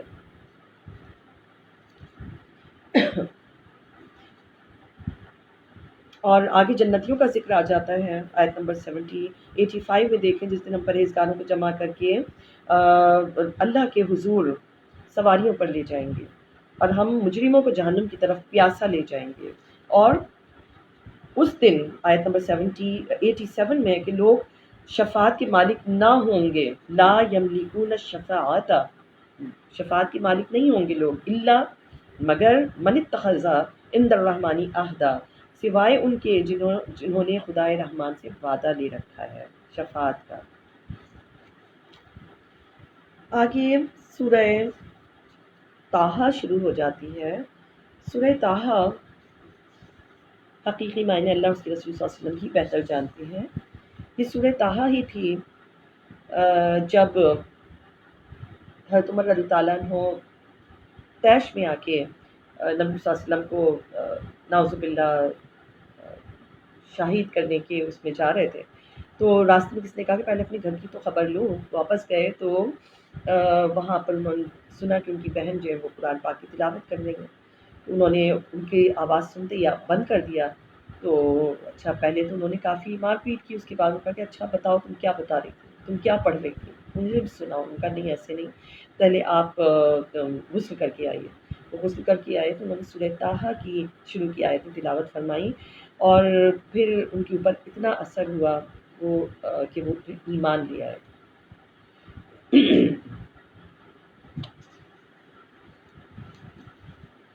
اچھا سورہ طٰہٰ ہے اور یہ بھی مکی سورہ ہے. اس میں بھی اللہ تعالیٰ اپنی قدرت کی نشانیاں بتاتا ہے کہ یہ سورج چاند ستارے زمین سب ہماری نشانیاں ہیں. آگے آیت نمبر 25 ہم دیکھتے ہیں. 25 میں ہے حضرت موسیٰ علیہ السلام کا جب ذکر آ رہا ہے. اچھا مکی صورتوں میں ہمیشہ سے یہی رہا ہے کہ مختلف جو انبیاء ہیں ان کا ذکر آتا ہے. تو وہ حضرت موسیٰ علیہ السلام کا پہلے ذکر آ گیا، حضرت موسیٰ علیہ السلام کا بلکہ پہلے ہم لوگ دیکھ ہی لیں کیونکہ یہاں پر ذکر تھوڑا سا ڈفرینٹ ہے. آیت نمبر 9 میں ہے کہ کیا آپ کے پاس موسیٰ علیہ السلام کی خبر آ چکی ہے. مدین سے جب واپس آ رہے تھے، جب حضرت شعیب علیہ السلام کے ہاں حضرت موسیٰ علیہ السلام رکے تو وہاں پر ان کی شادی کر دی گئی ان کی ایک بیٹی سے اور مہر قرار پایا کہ آپ یہاں پر 10 سال جو ہیں ہمارے ہاں خدمت کریں گے. اور وہ پھر انہوں نے 10 سال کے بعد جب وہ واپس پلٹے اپنی زوجہ محترمہ صفورہ رضی اللہ عنہا کے ساتھ، تو واپسی پر انہوں نے اپنے گھر والوں سے ایک آگ دیکھی. ٹھیک ہے، مصر مدین سے مصر واپس آتی تھی. انہوں نے کہا کہ تم یہیں ٹھہر رہو تم لوگ، اور میں جو ہوں یہ چنگاری کو لے کر آتا ہوں. سردی کا موسم تھا، ہو سکتا ہے کہ میں اس پہ تمہارے تاپنے کے کام بھی آ جائے. اور جب وہاں گئے تو ندا آئی اور ان کو اللہ تعالیٰ نے فرمایا، یہ آیت بڑی امپورٹنٹ ہے، آیت نمبر 12 کہ بے شک میں ہی تمہارا رب ہوں، تم اپنے جوتے اتار دو، بے شک تم طوا کی مقدس وادی میں ہو. طوا کی مقدس وادی میں پیغمبر جائیں، پیغمبر کے جوتے ہیں وہ اتروا دیے جائیں. اور ہم آپ مدینے جائیں، آقا علیہ السلام کی مسجد نبوی صلی اللہ علیہ وسلم تک کے پریمیسز تک میں لوگ جوتے چپلیں پہن کے گھوم رہے ہوتے ہیں. چلیں بہت ہی تیز دھوپ ہے، آپ ساکس چڑھا لیں کچھ کر لیں، لیکن جب وہاں پر چپلیں اور جوتے دیکھتے ہیں تو حیران رہ جاتے ہیں. یہ تو وادی طوا ہے اور حضرت موسیٰ علیہ السلام کی نالین پاک ہے، وہاں آقا علیہ السلام ہے، ان کا ایریا ہے. اور وہاں جب دیکھتے ہیں کہ باب سلام پر پہنچ گئے، اب وہاں جوتے اتریں گے، ایک بیگ میں جوتے پڑیں گے، ایک ہاتھ میں موبائل ہوگا. اب جوتے اور موبائل ساتھ ساتھ مواج شریف کے آگے سے گزارتے ہوئے لے جائیں گے، اور پھر اگر خیال نہیں رہا تو جوتوں والا تھیلا آگے کر کے سلام پیش کر دیا، کبھی موبائل آگے کر دیا. اس طرح کی جب چیزیں ہوتی ہیں تو انسان حیران رہ جاتا ہے کہ کس بارگاہ میں جا رہے ہیں. جوتے اتنے عزیز تھے، اور کسی سے کہو تو کہتا ہے کہ نئی چپل ہے. اگر نئی چپلیں ہیں تو کیا آپ کسی مہمان کو کھانا کھلاتے ہو ڈائننگ ٹیبل پر کھانے کے برابر میں نئی چپلیں رکھیں گے؟ کوئی بھی نہیں رکھے گا. تو مہمان کا یہ کیا کھانے کے برابر میں پلیٹوں کے برابر میں چپل ہے، یہ کیا کیا ہے؟ ہم کہتے ہیں کہ بھائی نئی چپلیں ابھی آئی، بالکل نئی ہیں. بات نئی اور پرانی کی نہیں ہے، بات ادب اور آداب کی ہے. وہ جوتوں کی چپلوں کی جگہ نہیں ہے. آپ کو 10 ریال میں 20 ریال میں چپلیں دوسری مل جائیں گی. آپ اس ماحول میں ننگے پیر چل کے تو دیکھیں، آپ وہاں چپلوں کی کیا یعنی اتنی قدر چپلوں کی کیوں کر رہے ہیں. ریاض الجنہ تک میں نے چپلوں کا ڈھیر ایک تھیلے میں بندھا ہوا دیکھا ہے کہ ریاض الجنہ میں آیا ہوا ہے. آپ جس جگہ لائے ہیں تو جنت کا ٹکڑا ہے، اس جنت کے ٹکڑے میں آپ کو چپلوں کی کیا فکر ہے؟ باہر کسی ریک میں رکھ کے اندر آ جائیں. کوشش کریں مدینے میں بغیر چپلوں کے گھوم لیں جس حد تک پاسبل ہو، ٹھیک ہے؟ جب بہت تیز دھوپ ہوتی ہے تو پیر رکھنا مشکل ہو جاتا ہے، تو آپ کی لیدر کی یا کوئی ایسے آپ لے لیں، لیکن یہاں پر بتا دیا گیا ہے کہ آپ اپنے پیغمبر ہونے کے باوجود، اور جب آقا علیہ السلام تشریف لے گئے تو نالین پاک کے ساتھ تشریف لے گئے، اللہ تعالیٰ سے جب ملنے تشریف لے گئے وہاں ان کو وحی نازل ہوئی، آیت نمبر، اچھا اب یہ موسیٰ علیہ السلام کا ہی چل رہا ہے، پھر لاٹھی انہوں نے فرمایا ڈال دو، آیت نمبر 18 اور 19 میں، اور پھر وہ سانپ ہو گیا۔ اس کے بعد پھر اپنا ید بیضا کا ذکر ہے کہ وہ جو ہے جو کرا اللہ تعالیٰ نے معجزات دیے ان کا ذکر آ رہا ہے، پھر فرعون کے پاس جانے کا ذکر ہے کہ فرعون کے پاس جاؤ، اور آیت نمبر 25 میں حضرت موسیٰ علیہ السلام نے عرض کیا جو ان کی دعائے نصوی ہے کہ قال رب اشرح لی صدری ویسر لی امری واحلل عقدۃ من لسانی یفقہوا قولی، کہ اے میرے رب میرے لیے میرا سینہ کشادہ فرما، اور نبی صلی اللہ علیہ وسلم کا سینہ مبارک نبی صلی اللہ علیہ وسلم اللہ تعالیٰ نے خود ہی شرح صدر دے دیا، الم نشرح لک صدرک، ہم نے آپ کا سینہ مبارک کھول دیا۔ یہاں عرض فرما رہے ہیں کہ اللہ کھول دے اور میرا جو کام ہے آسان کر دے، اور میری زبان کی گرہ کھول دے تاکہ میں اپنی بات سمجھا سکوں۔ اچھا آپ فرعون کے پاس تھے، چھوٹے تھے، بہت کم عمر تھے، اس کی داڑھی کے بال آپ نے کچھ کھینچ لیے اور اس کو تھپڑ مار دیا۔ فرعون کو بڑا غصہ آیا، اس کو ان کو قتل کرنا چاہا۔ آسیہ علیہ السلام نے فرمایا کہ نادان بچہ ہے، تو اس نے کہا اچھا ٹھیک ہے پھر تجربہ کر کے دیکھ لیتے ہیں۔ تو اس نے تجربے کے لیے ایک تشت میں سرخ یاقوت رکھے اور ایک میں آگ، انگارے، تو بچہ ہوگا تو ظاہر ہے چمکتے دمکتے انگاروں کی طرف ہی لپکے گا۔ تو آپ نے یاقوت لینے کے لیے ہاتھ بڑھا ہی رہے تھے کہ فرشتے نے آپ کا ہاتھ آ کے نا جلدی سے انگارے پر رکھ دیا، وہ آپ کے منہ میں ڈال دیا، اور اس سے آپ کی زبان مبارک میں جل گئی اور اس میں لکنت پیدا ہو گئی، اسی لیے انہوں نے یہ دعا مانگی کہ میری لکنت دور کر دے اللہ تعالیٰ جو میری زبان پہ اس انگارہ رکھنے سے آئی تھی۔ اچھا حضرت موسیٰ علیہ السلام تھے بھی جلال والے اور بڑے اسٹرانگ تھے، وہ جو خود انہوں نے مکہ مارا تھا اور وہ مر گیا تھا۔ اچھا میرے گھر والوں میں سے ایک وزیر بنا دے، آیت نمبر 29 میں آ جاتا ہے، اور وہ حضرت ہارون علیہ السلام کو ان کا مددگار بنا دیا کہ اس رسالت میں ان کو شریک کیا گیا۔ حضرت موسیٰ علیہ السلام کی اب والدہ کا ذکر آ جاتا ہے، آیت نمبر 37 سے دیکھیں کہ اور بے شک ہم نے تم پر ایک اور بار بھی احسان فرمایا تھا جب ہم نے تمہاری والدہ کے دل میں وہ بات ڈال دی جو ڈلی تھی، جو ڈالی گئی تھی۔ کیا بات ڈال دی تھی کہ تم اس کو یعنی حضرت موسیٰ علیہ السلام کو صندوق میں رکھ دو، پھر اس صندوق کو دریا میں ڈال دو، دریا اسے کنارے کے ساتھ آ لگائے گا اور اسے میرا دشمن اور اس کا دشمن اٹھا لے گا۔ یہ سب اللہ تعالیٰ نے ان کی والدہ کے دل میں ڈال دیا تھا۔ کتنی بڑی ولیات تھی، ظاہر ہے پیغمبر کی والدہ ولیہ ہی تھی۔ اور پھر کیا ہوگا، میں نے تجھ پر اپنی جناب سے محبت کا پرتو ڈال دیا ہے، ٹھیک ہے، تاکہ تمہاری پرورش میری آنکھوں کے سامنے کی جائے۔ اور جب تمہاری بہن چلتے چلتے فرعون کے گھر والوں سے کہنے لگی کہ کیا میں تمہیں ایسی عورت کی نشاندہی نہ کر دوں جو اس بچے کی پرورش کرے، اور پھر ہم نے تمہاری والدہ کو تمہاری طرف واپس لوٹا دیا تاکہ ان کی بھی آنکھیں ٹھنڈی ہوتی رہیں اور وہ رنجیدہ بھی نہ ہو، اور تم نے ایک کافر شخص کو مار ڈالا تھا، پھر ہم نے تمہیں اس غم سے نجات بخشی، بہت سی آزمائشوں سے گزارا، اور پھر تم کئی سال اہل مدین میں رہ رہے، اور پھر تم مقررہ وقت پر یہاں آ گئے جب تم نے مبارک ٹھیک 40 برس ہو گئے۔ تو اچھا اب یہ حضرت موسیٰ علیہ السلام کی بلٹ بھی بہت اسٹرانگ تھی، تو یہ جب فرعون مارنے لگا نا بچوں کو، بیٹوں کو مارنے لگا اور بیٹیوں کو زندہ رکھنے لگا، اب وہاں تو جو ان کی مین پاور تھی ختم ہونے لگی۔ جو آل فرعون تھے وہ کہنے لگے بھئی ہمارے پاس تو اب ورکنگ پاور ختم ہو رہی ہے کہ ہم اپنے کام خود کریں گے، اب ہمارے جو غلام تھے وہ تو ختم ہو رہے ہیں۔ تو فرعون ان سے وہ یہ ایک ایڈوائس دی گئی کہ ایسا کریں، 1 سال پیدا ہونے والے بچوں کو زندہ رکھا جائے، 1 سال پیدا ہونے والوں کو مار دیا جائے۔ تو اسی طرح کیا گیا۔ اچھا اب لڑکوں یہ جو تھے پولیس وغیرہ سپاہی وہ ادھر ادھر گلیوں میں رہتے تھے، پتہ چلتا رہے، وہاں پر جہاں بھی پیدائش ہوتی تھی پتہ چل جاتا تھا کہ 70,000 کے قریب نوزائیدہ بچوں کو کتیوں نے قتل کر دیا تھا۔ اچھا اب جب وہ سال آیا نا، حضرت موسیٰ علیہ السلام اس سال میں پیدا ہوئے جس سال زندہ رکھنے کا تھا، زندہ رہنا تھا، ٹھیک ہے، اس سال، اور حضرت ہارون علیہ السلام حضرت موسیٰ علیہ السلام اس سال پیدا ہوئے جس سال بچوں کو زندہ رکھنے کا حکم تھا، اور ہارون علیہ السلام اس سال پیدا ہوئے جس سال مارنے کا حکم تھا. تو حضرت موسیٰ علیہ السلام جب پیدا ہوئے تو والدہ چھپا کر رکھتی تھی. یہ الٹا ہو گیا. حضرت موسیٰ علیہ السلام اس سال میں پیدا ہوئے جس سال میں مارنے کا حکم تھا، تو اس لیے ان کو چھپا کے رکھتی تھی. حضرت ہارون علیہ السلام اس سال میں پیدا ہوئے جس سال میں زندہ رکھنے کا حکم تھا. تو اب موسیٰ علیہ السلام کی مدر کو فکر ہوتی تھی، ان کو سنبھال کے رکھتی تھی، چھپا کے رکھتی تھی. ایک مرتبہ چھاپا بھی پڑا تو انہوں نے ان کو سپاہی آئے تلاشی لینے کے، تو انہوں نے ان کو حضرت موسیٰ علیہ السلام کو اس میں دہتے ہوئے تندور میں پھینک دیا، اور جب نکالا تو اللہ کی کرم سے وہ بالکل محفوظ ہی نکلے. تو اس طرح جو تھے ان کو اللہ تعالیٰ نے ان پہ کرم فرمایا، اور وہ زندہ سلامت جو تھے وہ نکل آئے وہاں سے. اور پھر ان کو حضرت حنہ رضی اللہ عنہا نے صندوق میں بہا دیا، اور وہ پھر کسی اور سے وہ پرورش نہیں پاتے تھے، کسی اور کی گود میں نہیں جاتے تھے. تو اللہ تعالیٰ نے ان کی بہن مریم نام تھا ان کا، ان کو کہا، ان کی والدہ نے کہا کہ تم جاؤ اور وہاں جا کے بتاؤ. تو وہ وہاں سے گزرتے ہوئے انہوں نے بتایا، اور اس طرح ان کی والدہ بھی وہیں آ گئی.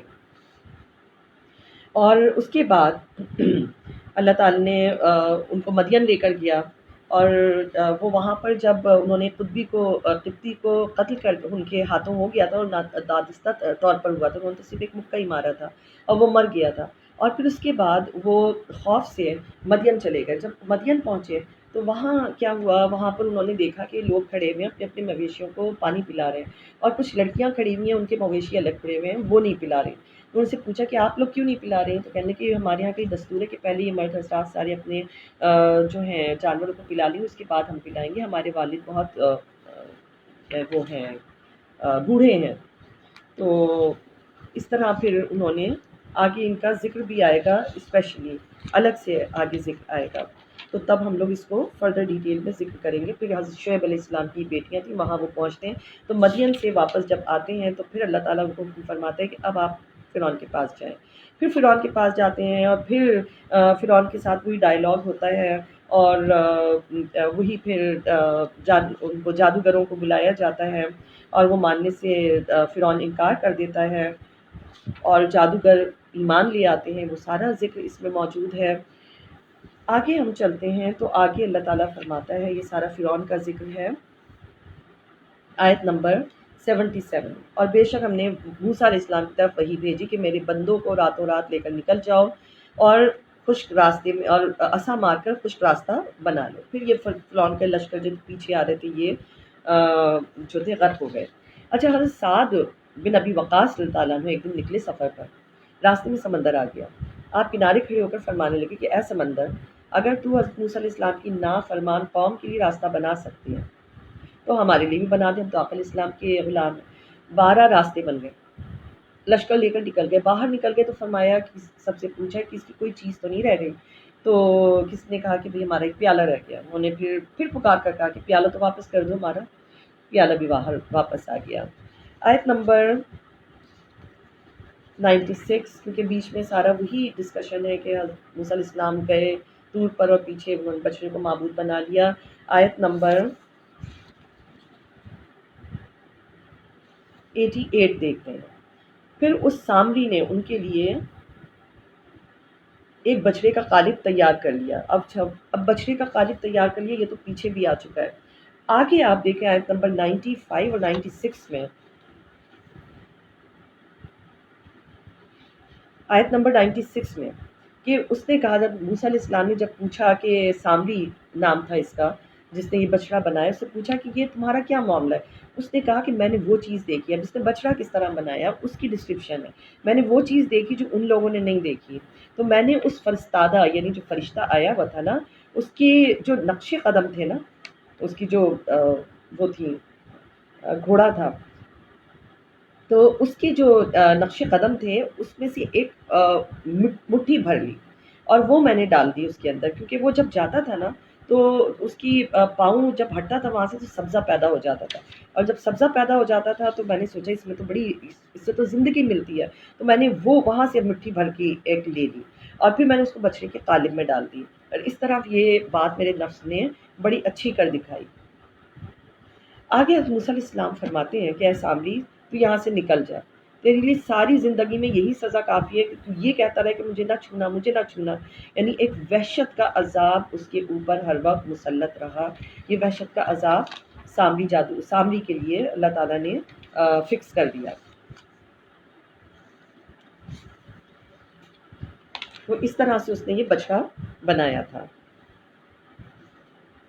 آیت نمبر 109 دیکھتے ہیں. آیت نمبر 109 میں ہے، اس دن سفارش سود مند نہ ہوگی سوائے اس شخص کے جسے رحمان نے اذن دے دی ہے اور جس کی ہدایت بات سے وہ راضی ہو گیا ہے، جیسے انبیاء، مرسلین، اولیاء، متقین، معصوم بچے اور حفاظ کرام، شہداء، یہ سب جو ہے شفاعت کرنے والوں میں شامل ہیں.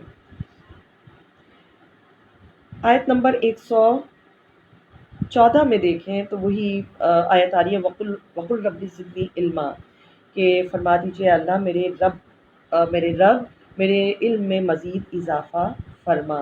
تو یہ آیت اللہ تعالیٰ یہ جو دعا ہے رب زدنی علما، یہ اس سورہ طٰہٰ میں ہے.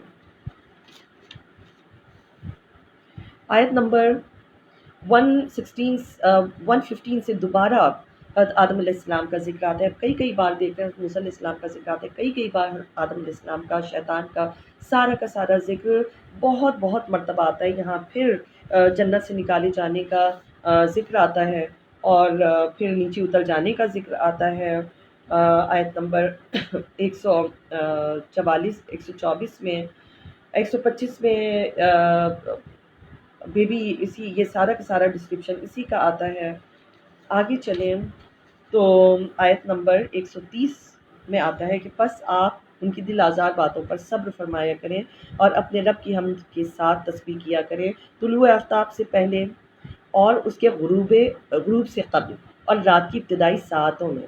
یعنی اللہ تعالیٰ نے قرآن مجید میں نمازوں کے نام نہیں دیے ہیں.